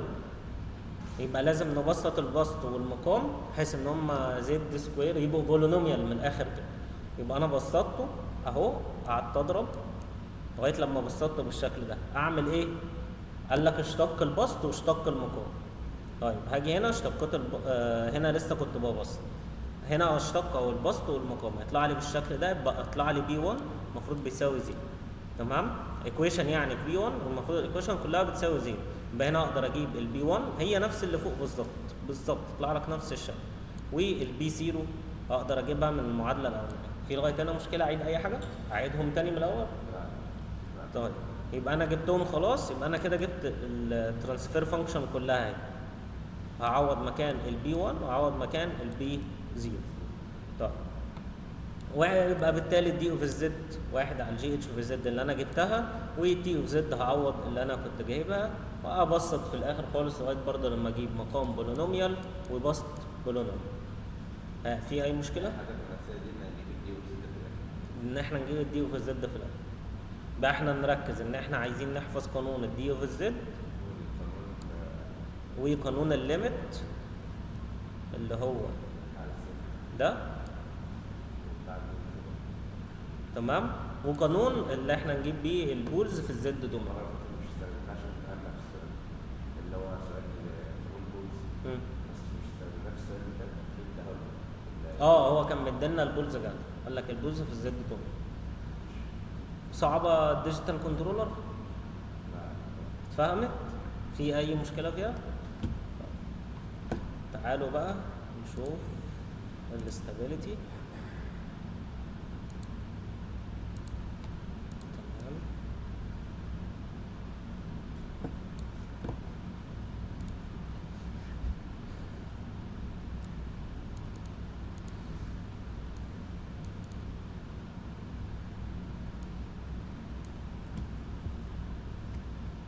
بس الأول نشرح الفكرة العامة وبعدين نبص على الشرط. تعالوا نكمل. هنتكلم على الاستابيليتي، وده بقى اللي هيجي معاكم في الميد ترم. فاحنا عندنا في المحاضرة كان موجود 3 توبكس الاستابيليتي: الفاكتورايزيشن، الجوري تيست، والراوس هيرفيتس. تمام. طيب بالنسبه للي موجود في الشيت وهو الفاكتورايزيشن، اللي موجود في الشيت قصدي وهو الجوري تيست بس. طيب الفاكتورايزيشن مش موجود ولا الراوس هيرفيتس. هنديلهم كده سؤال بسيط جدا من عندي، تمام، ونفهمكم الفكره، بحيث انا مش عارف ممكن تيجي في الامتحان ولا لا، بس الجوري تيست هو اللي جاي فيه المد. طيب بالنسبه للفاكتورايزيشن قال لك احسب لي الروتس، ولو الماجنتيود بتاعها اقل من 1 يبقى هي ستيبل. ليه؟ لان هي هتكون جوه اليونيتي سيركل. تمام. طيب يبقى دي حاجه شبه برضو السكشن اللي فات اللي احنا خدناه. فعندنا هنا مدينا الرسمه دي وبيقول لك الجي اوف الزد بي بتساوي الكلام ده. فاحنا عايزين نجيب ايه؟ البلس ترانسفير فانكشن. بلس ترانسفير فانكشن اللي هو هجيب من الاخر، هشوف الترانسفير فانكشن بتاعتي بتساوي ايه. فهي جي اوف الزد على 1 بلس الجي اوف الزد. تمام. هو مدينا الجي اوف الزد. طيب عشان اجيب الروتس يبقى هي المقام، صح كده؟ طيب يبقى 1 زائد الجي اوف الزد، يبقى 1 زائد الجي اوف الزد. طيب هتساوي 0. طيب يبقى هضرب هنا في زد ناقص 0.13 اس. تمام. لا دي قصدي 0.13 اس، 0.135. تمام. دي مش اس. طيب فهضرب فيها يبقى بقى لي هنا زد ناقص 0.135، وهنا هيبقى ايه؟ هنا لما اضرب فيه ده هيطير، هيبقى 1.729 هتساوي ايه؟ 0. طيب يبقى انا الزد عندي لما هودي القيمتين دول اجمعهم واوديهم في الناحيه الثانيه يبقى قال ان الزد بسالب 1.594. طيب هجيب الماجنتيود بتاعها، يعني هشيل النيجاتيف بس، طبعا دي هتبقى ايه؟ اكبر من 1. يبقى هنا عندي السيستم از انستيبل. فكرتها سهله جدا. شوف السيستم بتاعك، هات البولز، هات الماجنتيود، شوف الماجنتيود هتبقى بكام. طب لو كان البولز ايماجينري بس سكوير روت للريل سكوير بلس الايماجينري سكوير. تمام. يبقى انت كده باي طريقه لو قال لك حل لي بطريقه الفاكتورايزيشن سهل. تمام. فيها مشكله؟ طيب بالنسبه بقى للجوري تيست، دي اهم طريقه واطول طريقه. طيب الجوري تيست قال لك شايف الايكويشن اللي احنا كنا بنستخدمها في الفاكتورايزيشن اللي هي بتاع البلس ترانسفير فانكشن المقام بتاعنا، قال لك ده برضو اللي احنا لازم نجيبه. يبقى احنا هنجيبه هنا او هنا. طيب هنسميه اف اوف الزد. يبقى لما نجيبه نسميه اف اوف الزد. هيطلع لك كونستانت في زد باور ان بلس كونستانت في زد باور ان ناقص 1 وهكذا. معادله عادي زي اللي احنا عارفينها. تمام. قال لك بقى ان عشان نحل او نعرف الاستابيليتي بطريقه جوري، قال لك احنا اولا لازم يكون في شرط. تمام.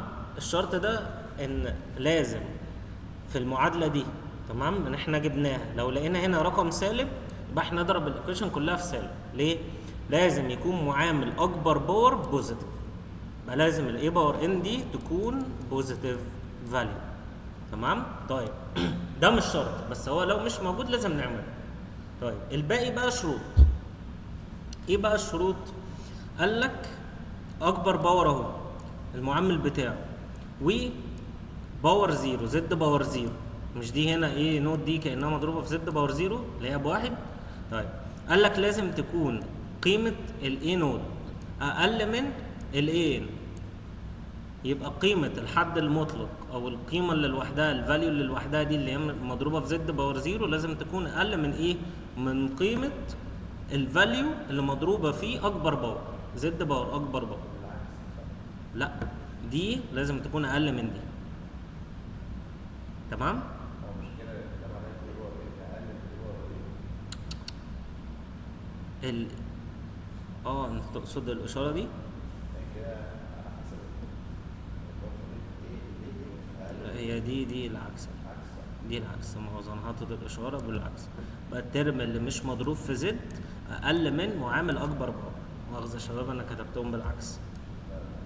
يبقى هي نفس ما بشرح لكم، ان لازم يكون معامل اكبر باور اكبر من معامل اقل باور. تمام. سهله. ده اول شرط. تاني شرط قال لك خد لي المعادله اللي انت جبتها من البلس ترانسفير فانكشن، قال لك عوض لي الزد، شيل كل زد وحط واحد، دول كده كونستانتس. تمام؟ يبقى كونستانت زائد كونستانت زائد كونستانت وهكذا، هيديك فاليو. قال لك لازم تكون اكبر من الزيرو. تمام؟ ده الشرط التاني. يبقى اول شرط ان معامل اكبر باور يكون اكبر من معامل اقل باور.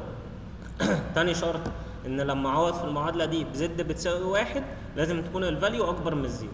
طب تالت شرط بيقول لك هنا ان انت تعوض في نفس المعادله برضه بزد بتساوي ناقص واحد. لو انت عندك دي زد باور ان، قال لك لو اكبر باور عندك ايفن، يعني الان دي مثلا باربعه رقم زوجي، قال لك لازم المعادله دي تكون اكبر من الزيرو.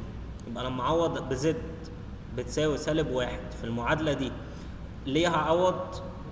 او قصدي لما اعوض بزد بتساوي سالب واحد في المعادله دي هتدي لو اديتني اكبر من زيرو وانا عندي الباور ده ايفن رقم زوجي، اي رقم زوجي يبقى لازم تطلع الناتج النهائي اكبر من زيرو.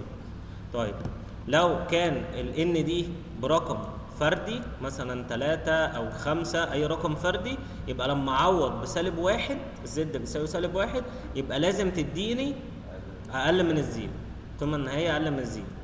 تمام؟ طيب يبقى احنا عندنا هنا 3 شروط دول، هتفهموا فيهم اي مشكله؟ كده كده هيبانوا هيتفهموا اكتر بكتير مع التعويض بارقام ومع الحل. تمام، يبقى احنا كده عرفنا اول 3 شروط. طب قال لك ايه؟ قال لك لو القيمه دي طلعت بتساوي زيرو او القيم دول طلعوا بتساوي زيرو يبقى كريتيكال ستيبل، او بمعنى اصح يبقى انا عندي بولز على الايماجينري اكسس، او لو في الزد دومين يبقى انا عندي البولز على اليونيتي سيركل. تمام؟ مفهومه؟ طيب طبعا لو كانت طالعه العكس يبقى ايه؟ يبقى هي اوتسايد ذا يونيتي سيركل. تمام؟ طيب هنا بقى في الشرط الرابع. يبقى احنا عندنا قلنا في 4 شروط، هنبني جدول. طيب الجدول ده بيتكون من صفوف واعمده. قال لك الصف بتحط هنا المعاملات بتاع الزد بالترتيب ده. هنا بتبدا زد باور زيرو اللي هي كانت ايه؟ اي نوت، صح كده؟ اهي اي نوت. بعدين بيقول لك زد باور 1 اللي هي اي 1 وهكذا.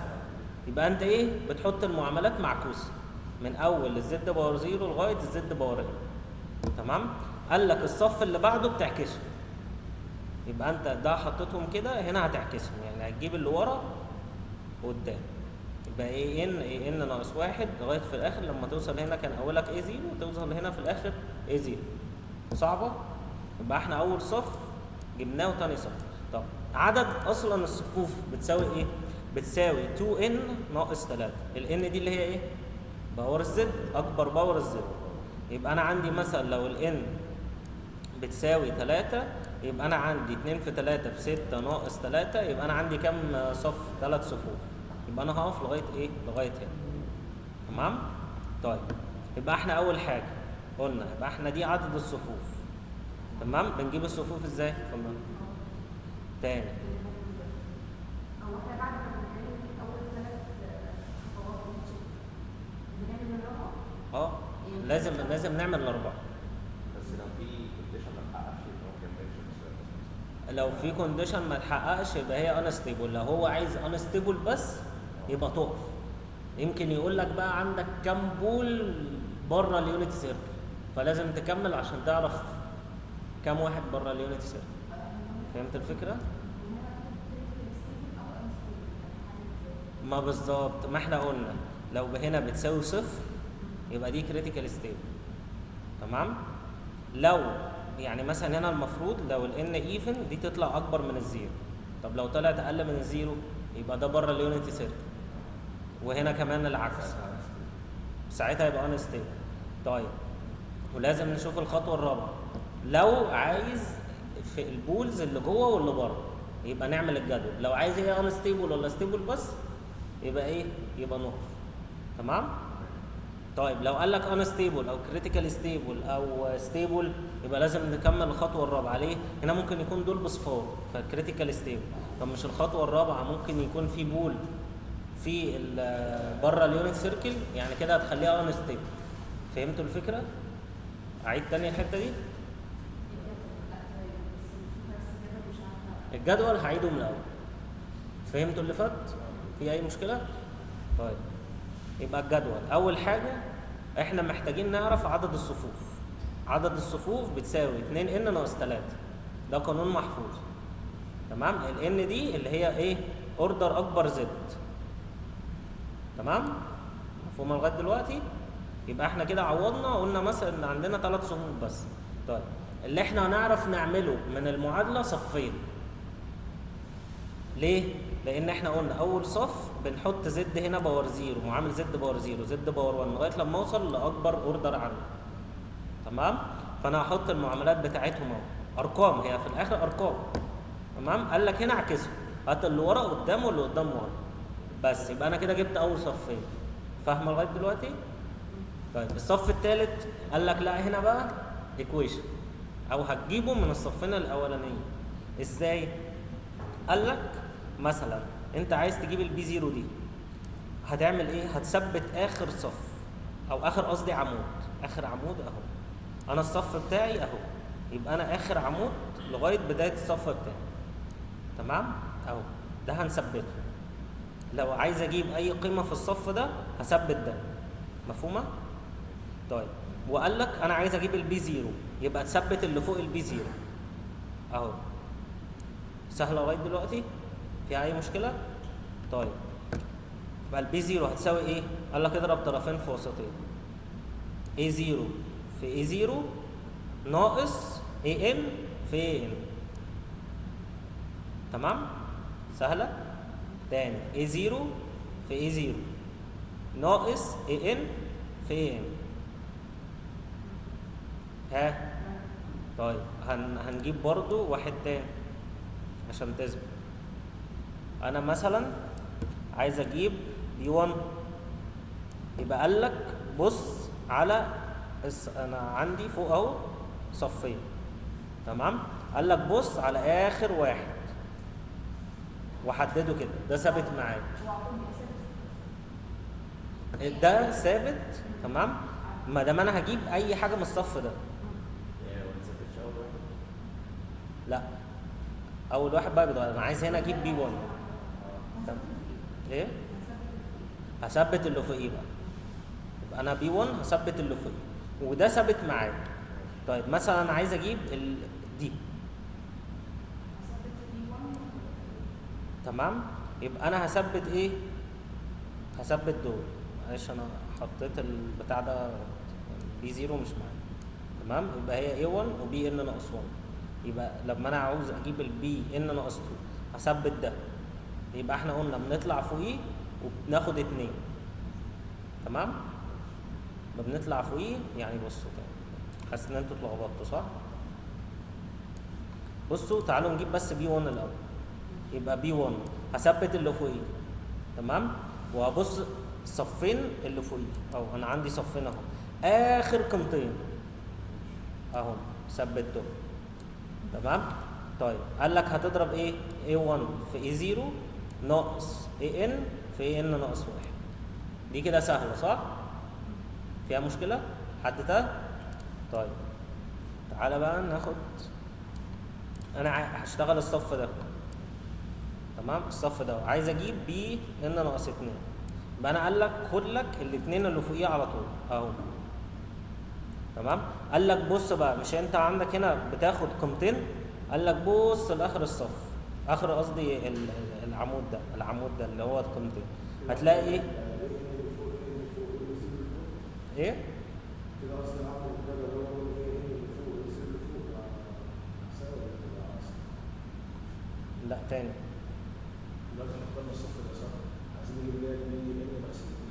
بي ان ناقص 2. فالمفروض كده اللي هي بي ان ناقص 2 بتساوي، نفتح بقى الباك ايه ان ناقص 1 على بي 1 الناحيه الثانيه ايه ان ناقص. انت تقصد الشكل ده؟ ده محدد. ايوه. تمام؟ هتحط ايه ان ناقص 1 هنا وبي واحد هنا، وهتحط هنا بقى اهو هتاخد دول. تمام؟ يبقى هتبقى ايه واحد وبي ان ناقص واحد. تمام؟ وتضرب طرفين في وسطين. تمام؟ ايه؟ بالارقام. بصوا تعالوا نحل احسن، ايه رايكم؟ ماشي. تمام.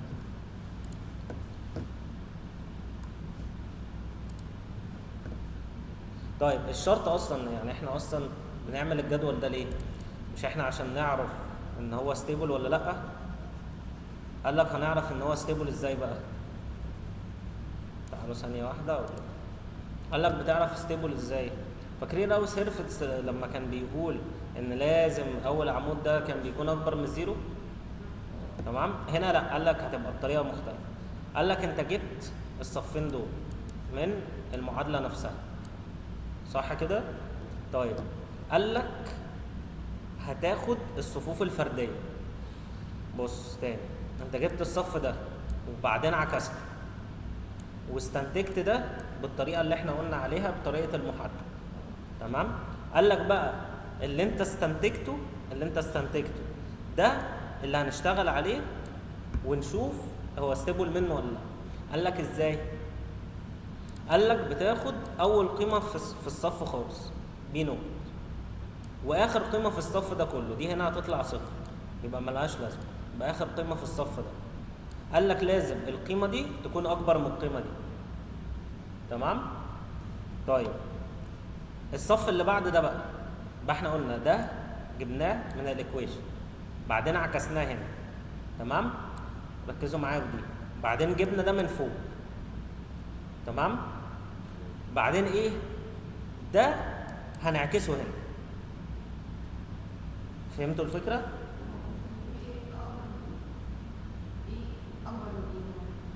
هرجع للبوينت دي، خلونا بس نكمل الحته دي. تمام؟ هعيد شرح الجدول تاني. تمام؟ بقى احنا قلنا جبنا الصف ده من المعادله. تمام؟ بعدين بعكسه هنا، بعدين استنتجت ده، بعد ما استنتجه بعكسه هنا، يعني ده هيطلع لي ارقام. بعكس الاستنتاج. تمام؟ يبقى انا عكست ده، هيبقى هنا تاني. بصوا لما نحل، بس الفكره لازم تفهموا الجدول بيتبني ازاي عشان لما نحل تبقوا فاهمين. طيب هنا بي نوت بي 1 لغايه بي ان ناقص واحد، هعكسه ازاي؟ يبقى الاخيره دي هتيجي هنا اهي. تمام؟ لغايه لما اوصل في الاخر لبي 0. تمام؟ يبقى انا اصلا لما كنت بجيب لكم ده غلط. ليه؟ لان ده اصلا المفروض عكس اللي فوقيه، عكس اللي استنتجته. فالمفروض اللي انا اعرف اجيبه ده. يبقى انا لو عايز اجيب السي 0 يبقى قلنا بنثبت الاثنين اللي فوقيها واشوف الاخر ده دول، يبقى دي اصلا كانت صح. انا اللي اتلخبطت دلوقتي. يعني لما قلت لحضرتك في الاول ان بنثبت الاولاني صح مش الاخير. ده بنثبته لو انا هجيب السي 0. هجيب السي 1 يبقى هاخد ده. لا ده مش بيتثبت، اسف. بناخد الاثنين اللي فوقيه وده اللي بيتثبت. تمام؟ خلاص؟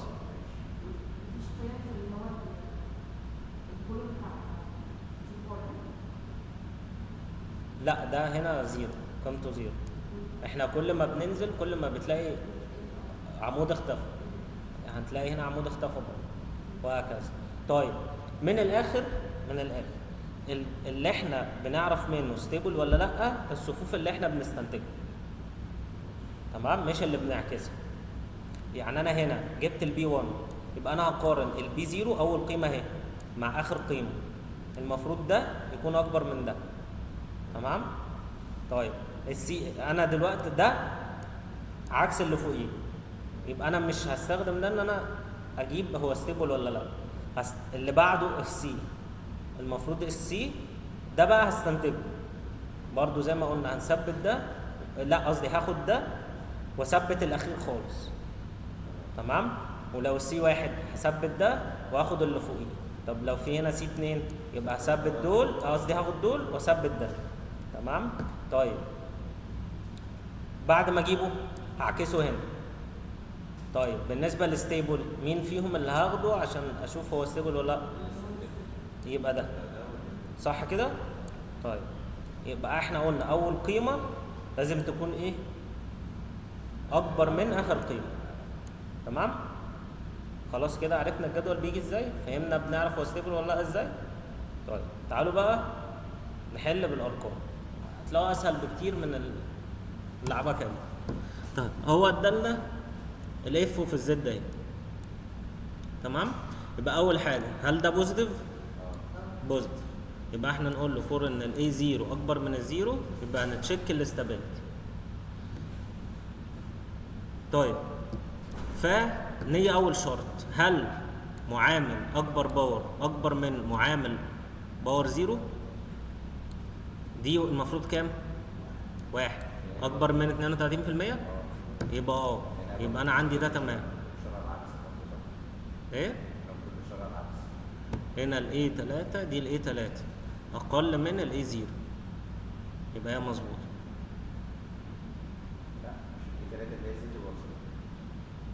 الاي 3 دي اقل من دي. انت عايز تسمي دي ايه 3 عشان الباور 3، عايز تسمي دي ايه 3 بس انت قول له يعني فوق دي اكتبها له بالفاليوز عشان هو يفهم. تمام؟ انت كده لازم تكتبها فاليوز. تمام؟ طب اكبر قيمه، اكبر قصدي باور المعامل بتاعه 1، والاخر باور اللي هو باور 0 المعامل بتاعه 32%، يبقى الواحد اكبر من 32%، يبقى ده اول شرط اتحقق. طب تاني شرط قال لك خد الايكويشن دي عوض عن كل زد بواحد. اما تعوض عن كل زد بواحد على الاله ده اصلا مفيش قيمه نيجاتيف، يبقى اكبر من 0، يبقى تاني شرط اتحقق. تمام؟ طيب عوض عن زد بنيجاتيف 1، يبقى دي الزد كيوب هتبقى نيجاتيف 1. طب دي زد سكوير يبقى هتبقى مضروبه في 1 يبقى ينزل زي ما هو. طب دي زد هتبقى بالنيجاتيف، الاشاره النيجاتيف دي ما فيش زد يبقى هتنزل. دي هتطلع لك اقل من الزيرو. تمام؟ ليه؟ تاني يبقى احنا لازم نشوف لما بنعوض الزد بناقص 1 الاوردر الان بكام؟ الان هنا بكام؟ ب3. يبقى المفروض الكونديشن بتاعي ان يكون اقل من الزيرو. تمام؟ فيطلع لك هنا نيجاتيف، فيبقى كده ده متحقق معايا. مفهومه؟ اتلخبطتوا في حاجه؟ طيب بعدين خلاص بقى نكونستراكت الجدول. عدد الصفوف 2 ان ناقص 3، يبقى 2 في 3 ب6 ناقص 3 فيها 3، يبقى انا عندي 3 صفوف بس، يبقى دي سهله. هنا بنحط ايه؟ معاملات من الاصغر للاكبر. هنا عندي زد باور 0 32% اهي، زد باور 1 1.44، زد باور 2 اللي هي 2.1 اهي، بعدين 1.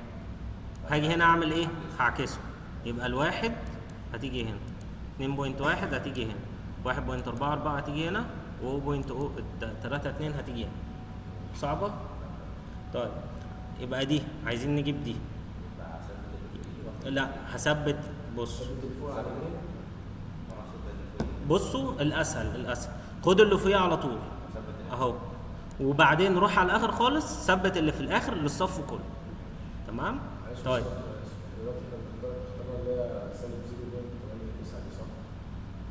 دي احنا عايزين نجيب دي. ماشي، فاحنا ثبتنا اللي فوقيها ونشوف هي ماشيه حاجه فين ونثبتها. تمام؟ طيب يبقى احنا هنا ده هيتجاب ازاي؟ 0.32 في 0.32 ناقص 1 في 1 هتدينا القيمه دي. طيب يبقى احنا جبناها. تمام؟ ده ثابت للصف كله. انا لو عايز اجيب اي حاجه في الصف ده ثابت. انا بقى عايز اجيب دلوقتي القيمه دي، يبقى اخد اللي فوقيه ده. تمام؟ 1.44 في 0.32 ناقص 1 في 2.1 هيديني القيمه دي. طيب تقوم عامل ايه؟ مسح خلاص دول كده كلهم، سيب ده ثابت زي ما هو. يبقى انا عايز اجيب دي، يبقى اخد دول بالظبط. يبقى 2.1 في 0.32 ناقص 1 في 1.44، يبقى انا جبت القيمه دي. طيب يبقى احنا قلنا اللي احنا بنستنتجه اللي بنقارن بيه. تمام؟ طيب يبقى انا عندي اقارن ده بايه؟ اول واحد باخر واحد، صح كده؟ طيب طبعا بنحط موديولس يا شباب، يعني احنا بنقارن، يعني انسى الاشاره ولا كانها موجوده. تمام؟ يبقى دي 0.89 ودي 0.76 يبقى اكبر، يبقى السيستم ستيبل عشان كل الشروط متحققه. طيب تعالوا في دي، هو مديك الاكس اوف زد الواي اوف زد على اكس اوف زد، ادالك بالفورم دي، هل دي تنفع؟ عشان احنا بنشتغل باور بوزيتيف نضربها في اكبر باور اللي هو ايه زد باور نيجاتيف 3، هتطلع لنا بالشكل ده. يبقى احنا بناخد المقام ده، هل اول معامل بوزيتيف يبقى هنكمل زي ما هو، مش هنضرب في سالب واحد. نتشيك المعامل ده اقل من ده من الواحد، يبقى اول شرط اتحقق. طيب هعوض الزد بواحد، لما جيت عوضت هل هو اكبر من الصفر؟ الشرط اتحقق. نشوف الان هنا بكام؟ بتلاتة، يعني المفروض لما اعوض زد ناقص واحد تكون اقل من الزيرو، ولما جيت عوضت لقيتها اكبر من الزيرو، يبقى ده ان ستيبل على طول. طب هل هو طلب مني عدد بولز، عدد مش عارف ايه؟ لا، لو كان طلب هكمل. طيب تعالى بقى السيستم ده قال لك يرخم بقى ايه؟ set the condition isn't satisfied. تمام. طيب هنا اداك الرسم، فانت هنا عايز تجيب ايه؟ السي اوف الزد على الار اوف الزد، صح كده؟ طيب دي على طول بصوا انا حلتها لكم بطريقه المحاضره اللي فاتت، تمام؟ الستارد لابلاس وكده، قشطه. طيب هل احنا في حاجه ان احنا نجيبها كده؟ مش بلوك دايجرام ريدكشن سهله جدا، اللي هو ايه؟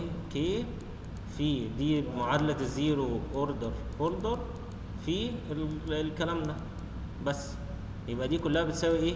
الجي اوف الاس الزد قصدي. تمام. وفي الاخر انا مش انا عايز اجيب اللي هي الواي اوف الزد على الار اوف الزد، صح كده؟ هتساوي ايه؟ هتساوي الجي اوف الزد على 1 زائد جي اوف الزد، بس كده. ده كل شايفين الخطوات دي كلها عشان اوصل للنقطه دي. فاهمين؟ انتوا عايزين تجيبوها كده تجيبوها كده، يو ار فري. تمام. طيب احنا اصلا هو مدالنا في الاس، يبقى هنعمل ايه؟ ليه لا نقعد نضربهم ونجيب انفرس، نجيب زد ترانسفورم، صح؟ باستخدام بارشال فراكشن. هنا انت هتضربهم عادي كي في الزيرو اوردر، تمام، وفي القيمه دي طبعا دي خلاص احنا حفظناها، صح؟ نبدل دي بواحد ناقص زد وهكذا. ودي بارشال فراكشن، هنا اس سكوير اس بلس واحد، الاس سكوير يبقى هناخدها مره ايه على الاس سكوير، وبي على الاس بلس السي على الاس بلس 1. سهله. نعدي البارشال فراكشن، نعديها ولا لا؟ ماشي. طيب يبقى احنا هيطلع لنا في الاخر ان واحد على الاس سكوير، يبقى دي ايه؟ رامب، تمام. ودي يونت ستيب، ودي اللي هي الاي. بقى زي كل مره يعني مفيش فيها اختلاف. يبقى احنا جبنا الايكويشن اهي. ايه؟ لا هو مديهولنا جيفن. انا ما فتحتش الشيت، تقريبا. وده كان السؤال الكام؟ التاني؟ لا التالت.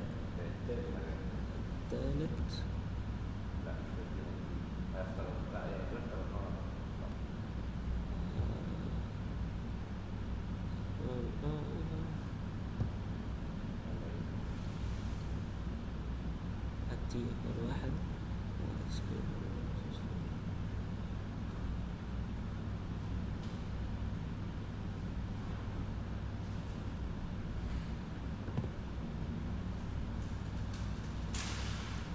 ما هي دي السيجما تي، دي سيجما تي، تمام. هو اسمها ايه؟ اسمها الدراج ديستريبيوشن دي. لو هو مش مدينا رقم يبقى بواحد، تمام. هي اصلا بواحد، هي كانها عارفين زي اليونت ستيب لما يقول لك يو اوف تي تبقى بكام؟ بواحد. يونت ستيب بواحد، هنا نفس الفكره، فهنا بواحد، تمام. فعند التي ايكوال واحد، ودي طبعا اللي هي واحد ناقص زد بار نيجاتيف واحد بتساوي كده. فايه هنعوض وهنعمل ايه؟ توحيد مقامات ونبسطها في الاخر، مؤاخذه في شخبطه، لغايه لما تطلع معانا الايكويشن بالشكل ده، تمام. دي المعادله النهائيه بتاعت الجي اوف زد. طيب احنا عايزين ايه؟ الكاركترستيك ايكويشن نفسها، اللي هي تي لا اسمها بالس ترانسفير فانكشن. تمام، اللي هي بتساوي ايه؟ اللي احنا جبنا استنتجناها جي اوف الزد على 1 زائد جي اوف الزد، واحنا جبنا الجي اوف الزد يبقى 1 زائد جي اوف الزد. تمام اهي المفروض هتساوي 0، يبقى هضرب في الطرفين في المقام، يبقى المقام ده هيطير وهيجي هنا اهو. تمام، وهنبسطها زي كل مره، يبقى هيطلع لنا في الاخر الايكويشن بالشكل ده. هل دي فيها مشكله؟ طيب معامل الزد كام؟ اكبر من الواحد، يبقى نخش على طول مش هنضرب المعادله في سالب.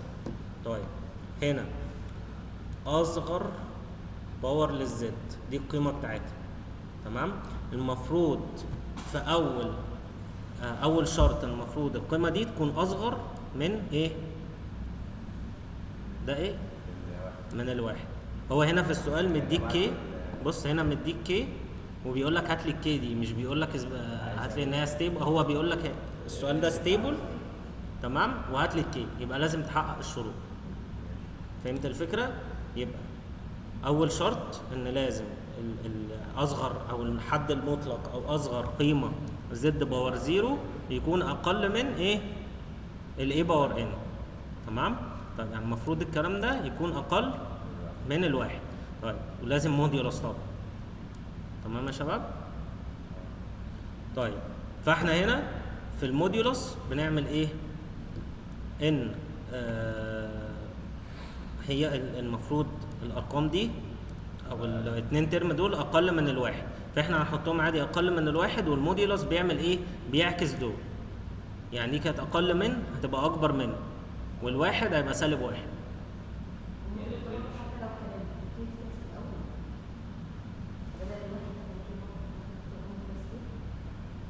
هنا بصي في الايكويشن اصلا في الشروط مش احنا قلنا ملناش علاقه ان هي بوزيتيف نيجاتيف، احنا بنقارن بالموديولس في كله. تمام، حتى في الجدول كنا بنقارن موديولس، فاحنا هنا بنشوف الموديولس بتاعه.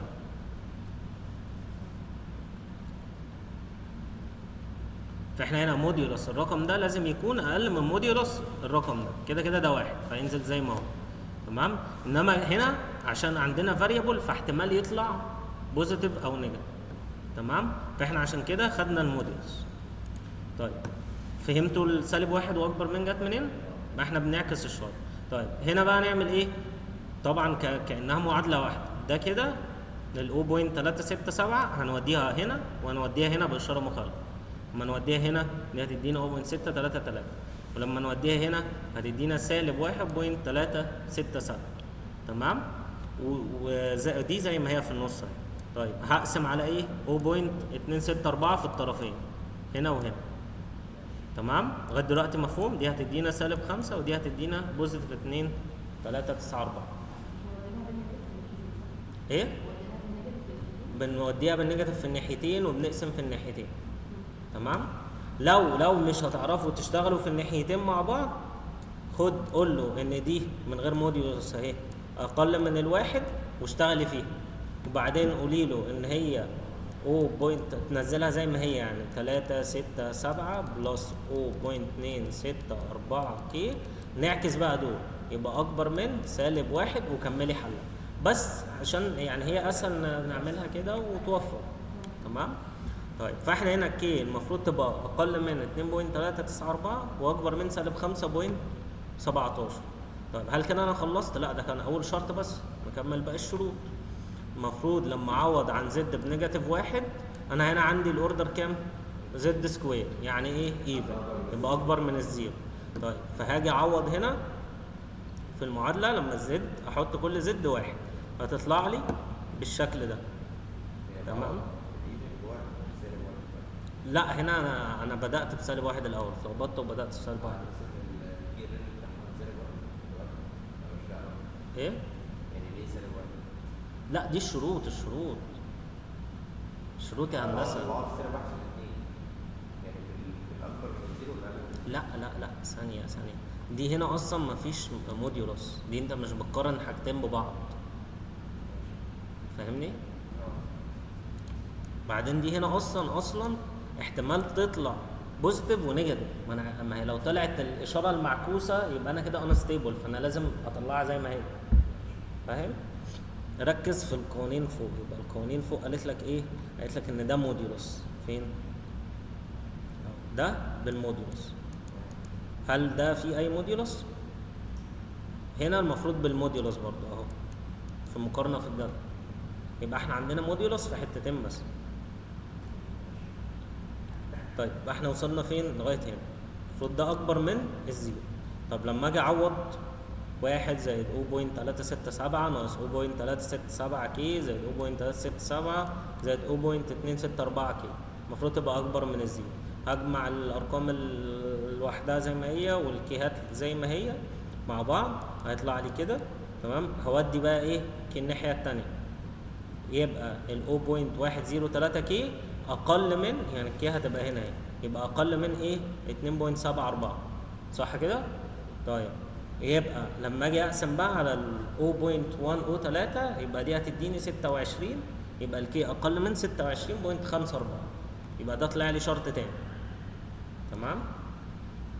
يبقى احنا عندنا الشرط التاني اهو، الشرط الاولاني اهو. طيب قال لك هنا لما نعوض بقى زد بتساوي 1، يبقى هي ملهاش غير كونديشن واحد، ان المعادله تكون اكبر من الصفر. انتوا فاهمين ولا متلخبطين؟ تمام؟ طيب هعوض فوق الزد بتساوي 1.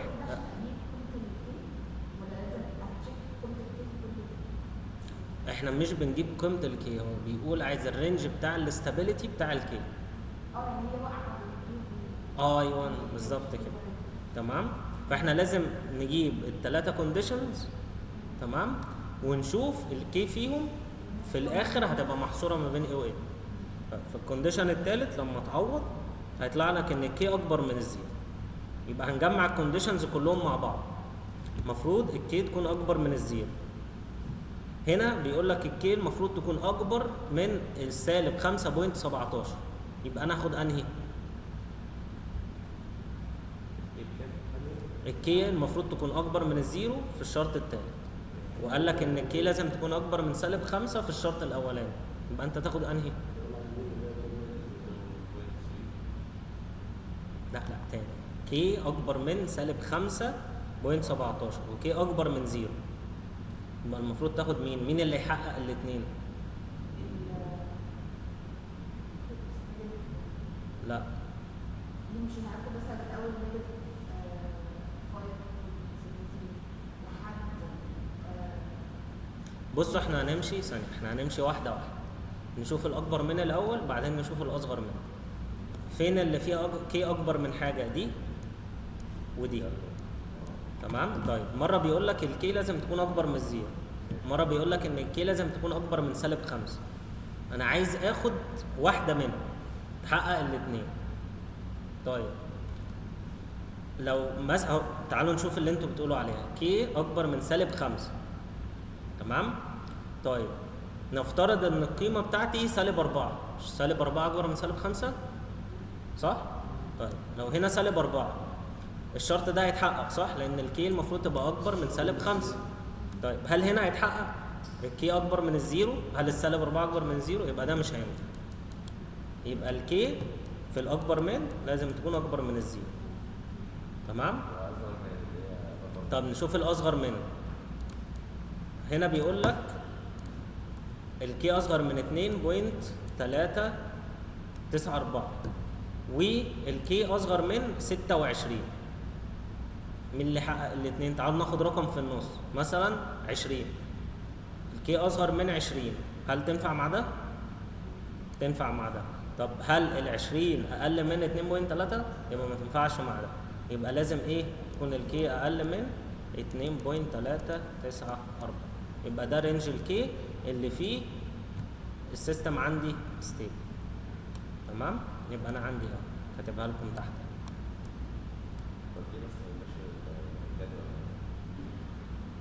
تاني ان الجدول، بص احنا عندنا الايكويشن اهي. الجدول هيديك ان انت تاخد ده، يعني هو يطلع لك قيم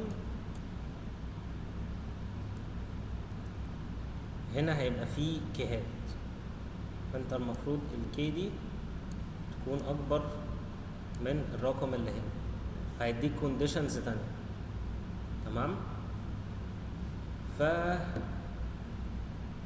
هو المفروض الحل من غير الجدول. تمام، يعني دول يكفوا لان هو قايل لك ان هي ستيبل اصلا، فدول يكفوا. يعني لو دي كي او فاريبل عامة مش لازم الجدول لو هو قايل لك ان هي ستيبل. تمام، لو مش قايل لك ان هي ستيبل هتنزل في الجدول، ولازم برضو الشروط اللي تحت تتحقق. ستيبل ولا عشان لا، هو قايل في السؤال ستيبل.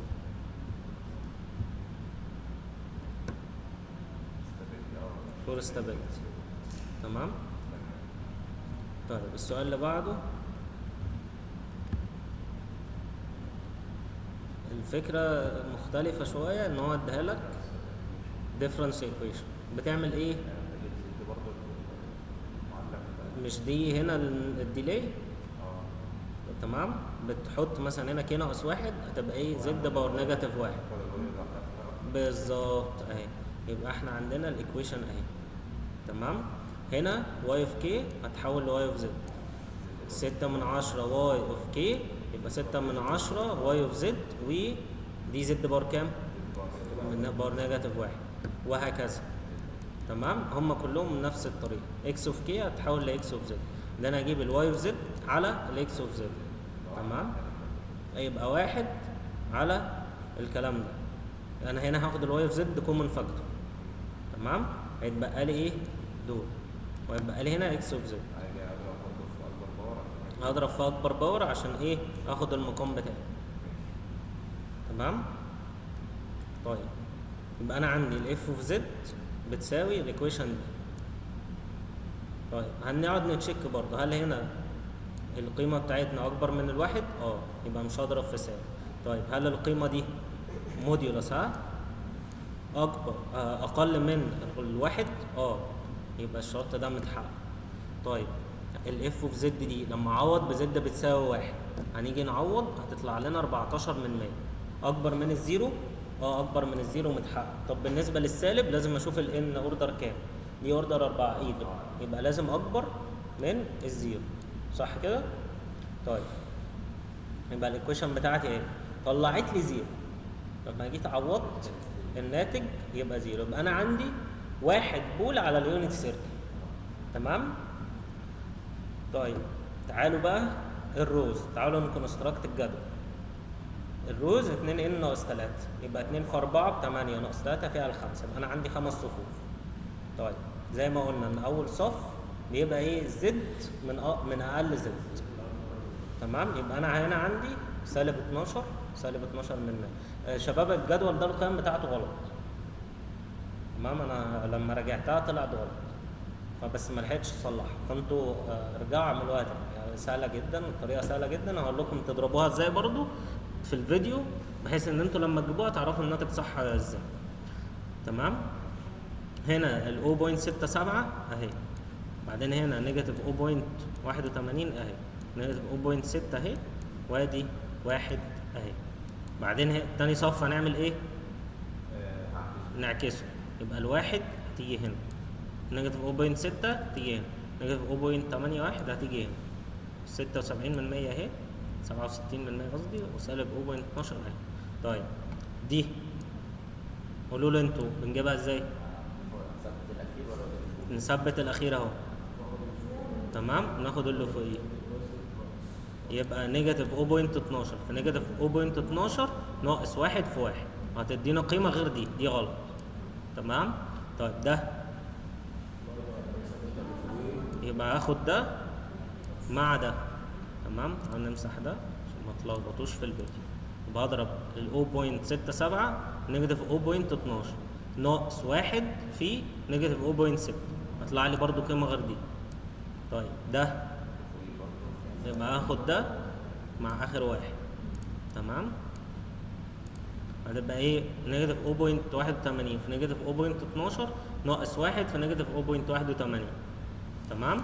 طيب اللي بعده يبقى هناخد ده، يبقى نيجاتيف 0.6 في نيجاتيف 0.12 ناقص 1 في نيجاتيف 6 7 هيطلع لي قيمه برضو غير دي. الصف اللي بعده هنعكسه، يبقى هنجيب اللي في الاخر في الاول واللي في الاول في الاخر. طيب ده نستنتجه ازاي عشان برضو في الفيديو تعرفوا تجيبوا القيم الصح. يبقى انا عايز اجيب ده ماشي، يبقى انا هطلع فوق 2 اجيب اخر واحد فيه اهو، ده اللي هيتثبت. يبقى انا عايز اجيب ده، يبقى باخد دول معايا، يبقى 0.98 في نيجاتيف 0.98 ناقص نيجاتيف 0.59 في 0.59. طيب ده هجيبه من هنا، يبقى ده في ده ناقص ده في ده. طب ده هجيبه من هنا، يبقى ده في ده ناقص ده في ده. بالظبط كده. يبقى انا هشيك الاستابيليتي في اللي انا استنتجته اللي هو ده وده. طيب ال 0.9 اكبر من ال 0.5 هنا بالموديولس يا شباب، ها هنا موديولس. هل ده اكبر من ده؟ طيب هل ده اكبر من ده؟ يبقى انا عندي الاثنين اكبر من، يبقى انا عندي هنا الدنيا كلها ستيبل. طب وهنا عندي طلع واحد كريتيكال ستيبل، يبقى انا عندي ايه؟ بول واحد بس، يبقى النمبر اوف الروتس 4. ليه؟ لان هنا المعادله من الدرجه الرابعه، يبقى انا عندي 4 بولز او 4 روتس، صح؟ تمام؟ ما هي لان عدد الروتس اصلا. تمام؟ انا طلع لي واحد على اليونت سيركل فروم كونديشن رقم 3، والباقي كله ستيبل. from table all condition are satisfied, then the other 3 roots are inside the unity circle. يبقى السيستم is critically stable. طب لو في واحد بس بره اليونت سيركل يبقى unstable. الراو سيرفيس هو المفروض ان هي مش مهمه، بس هقول لكم فكرتها. انتوا فاكرين اصلا راو سيرفيس في اللينير كنترول صح كده؟ طيب يبقى الزد هتساوي قصدي بتعملوا الجدول ده. تمام؟ طيب قال لك قبل ما تعمل الجدول ده انت بتاخد برضو معادله المقاومه. قال لك شيل كل زد وحط مكانها 1 زائد اوميجا على 1 ناقص اوميجا، عشان احنا شغالين في الزد دومين مش في الاس. تمام؟ هتشوفوا في الحل. وهتعمل الجدول راوز زي ما هو عادي، اللي هو برضو فاكرين اللي هو بتاخد الفردي تحطه في الصف الاول والباقي تحطه في الصف الثاني، ونفس برضو المحدد اللي هو بتضرب هنا بقى بتضرب العكس، هتضرب ده في ده ناقص ده في ده على ده عشان تجيب سي 1. تمام؟ لما تجيب دي تمام ده ثابت معايا، يبقى هاخد دي معايا، يبقى هيتبقى لي ايه؟ بي ان في بي ان ناقص 5 ناقص بي، لا اسف نعكس اللي هو ايه؟ بي ان ناقص 1 في بي ان ناقص 4 ناقص بي ان ناقص 5 على بي ناقص 1. تمام؟ يبقى هنا اللي بثبته مثلا لو عايز اجيب الصف ده بثبت اول واحد، هنا العكس بقى بثبت اول واحد. تمام؟ وباخد يمين السي 1، يبقى انا السي 1 هاخد ده معايا. طيب سي 2 هاخد يمين هاخد ده معايا، وسي 3 لو كان في هنا يبقى اخد ده معايا. انا طالع خلاص يبقى فاهم. مفيش حد فوق خالص؟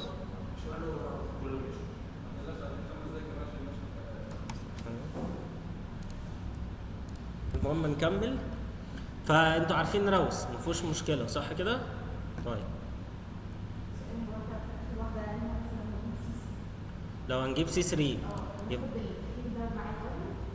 ثانية واحدة، يبقى احنا قلنا اللي بنثبته أول واحد خالص عكس الجوري تيست.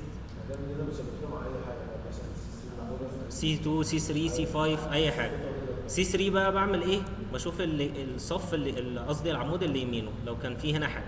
طب سي 2 بشوف اللي يمينه أهو، يبقى ده مع ده. سي 1 بشوف اللي يمينه، يبقى ده مع ده. تمام؟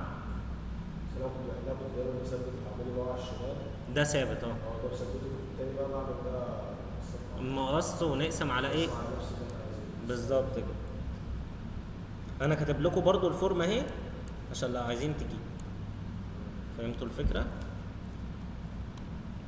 طيب احنا قلنا مثلا هو مدينا الايكويشن على طول اهي، يبقى احنا هنعمل ايه؟ يبقى احنا قلنا اول خطوه ان احنا هنشيل كل زد ونحط 1 بلس اوميجا على 1 نيجاتيف اوميجا. يبقى 1 بلس اوميجا على 1 نيجاتيف اوميجا كل كيو. هنا كل سكوير، هنا زي ما هي، هنا بلس 1. تمام؟ بعدين هتضرب في ايه؟ هنا ده هتضرب في مقام اكبر باور.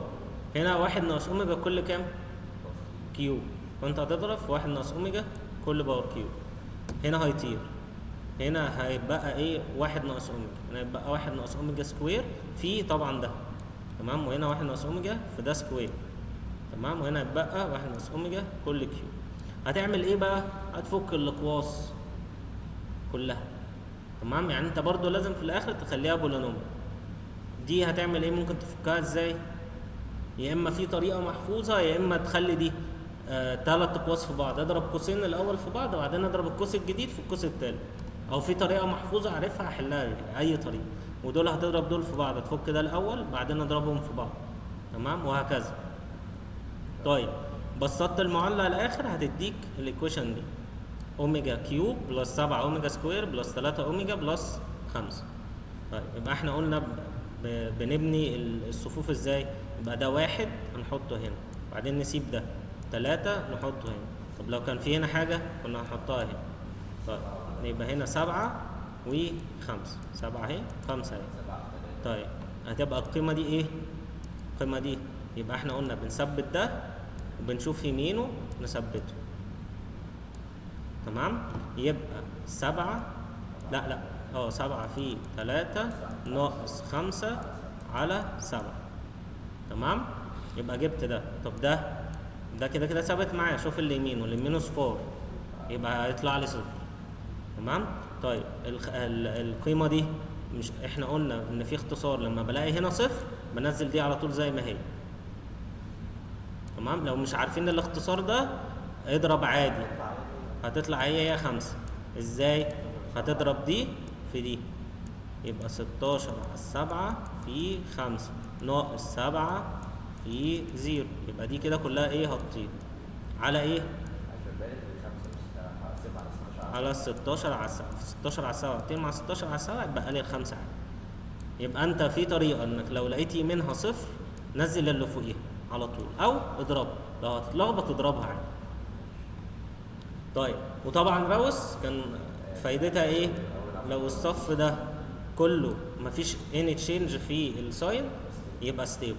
طب مثلا دي -7.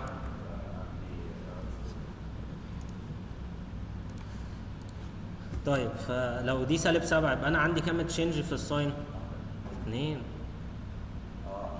انا هنا كان بوزيتيف، اتحولت من بوزيتيف لنيجاتيف، يبقى في تشينج. بعدين من نيجاتيف بقت بوزيتيف، يبقى 2 بولز اوتسايد ذا يونت سيل. خلاص كده؟ تمام يا باشمهندسين؟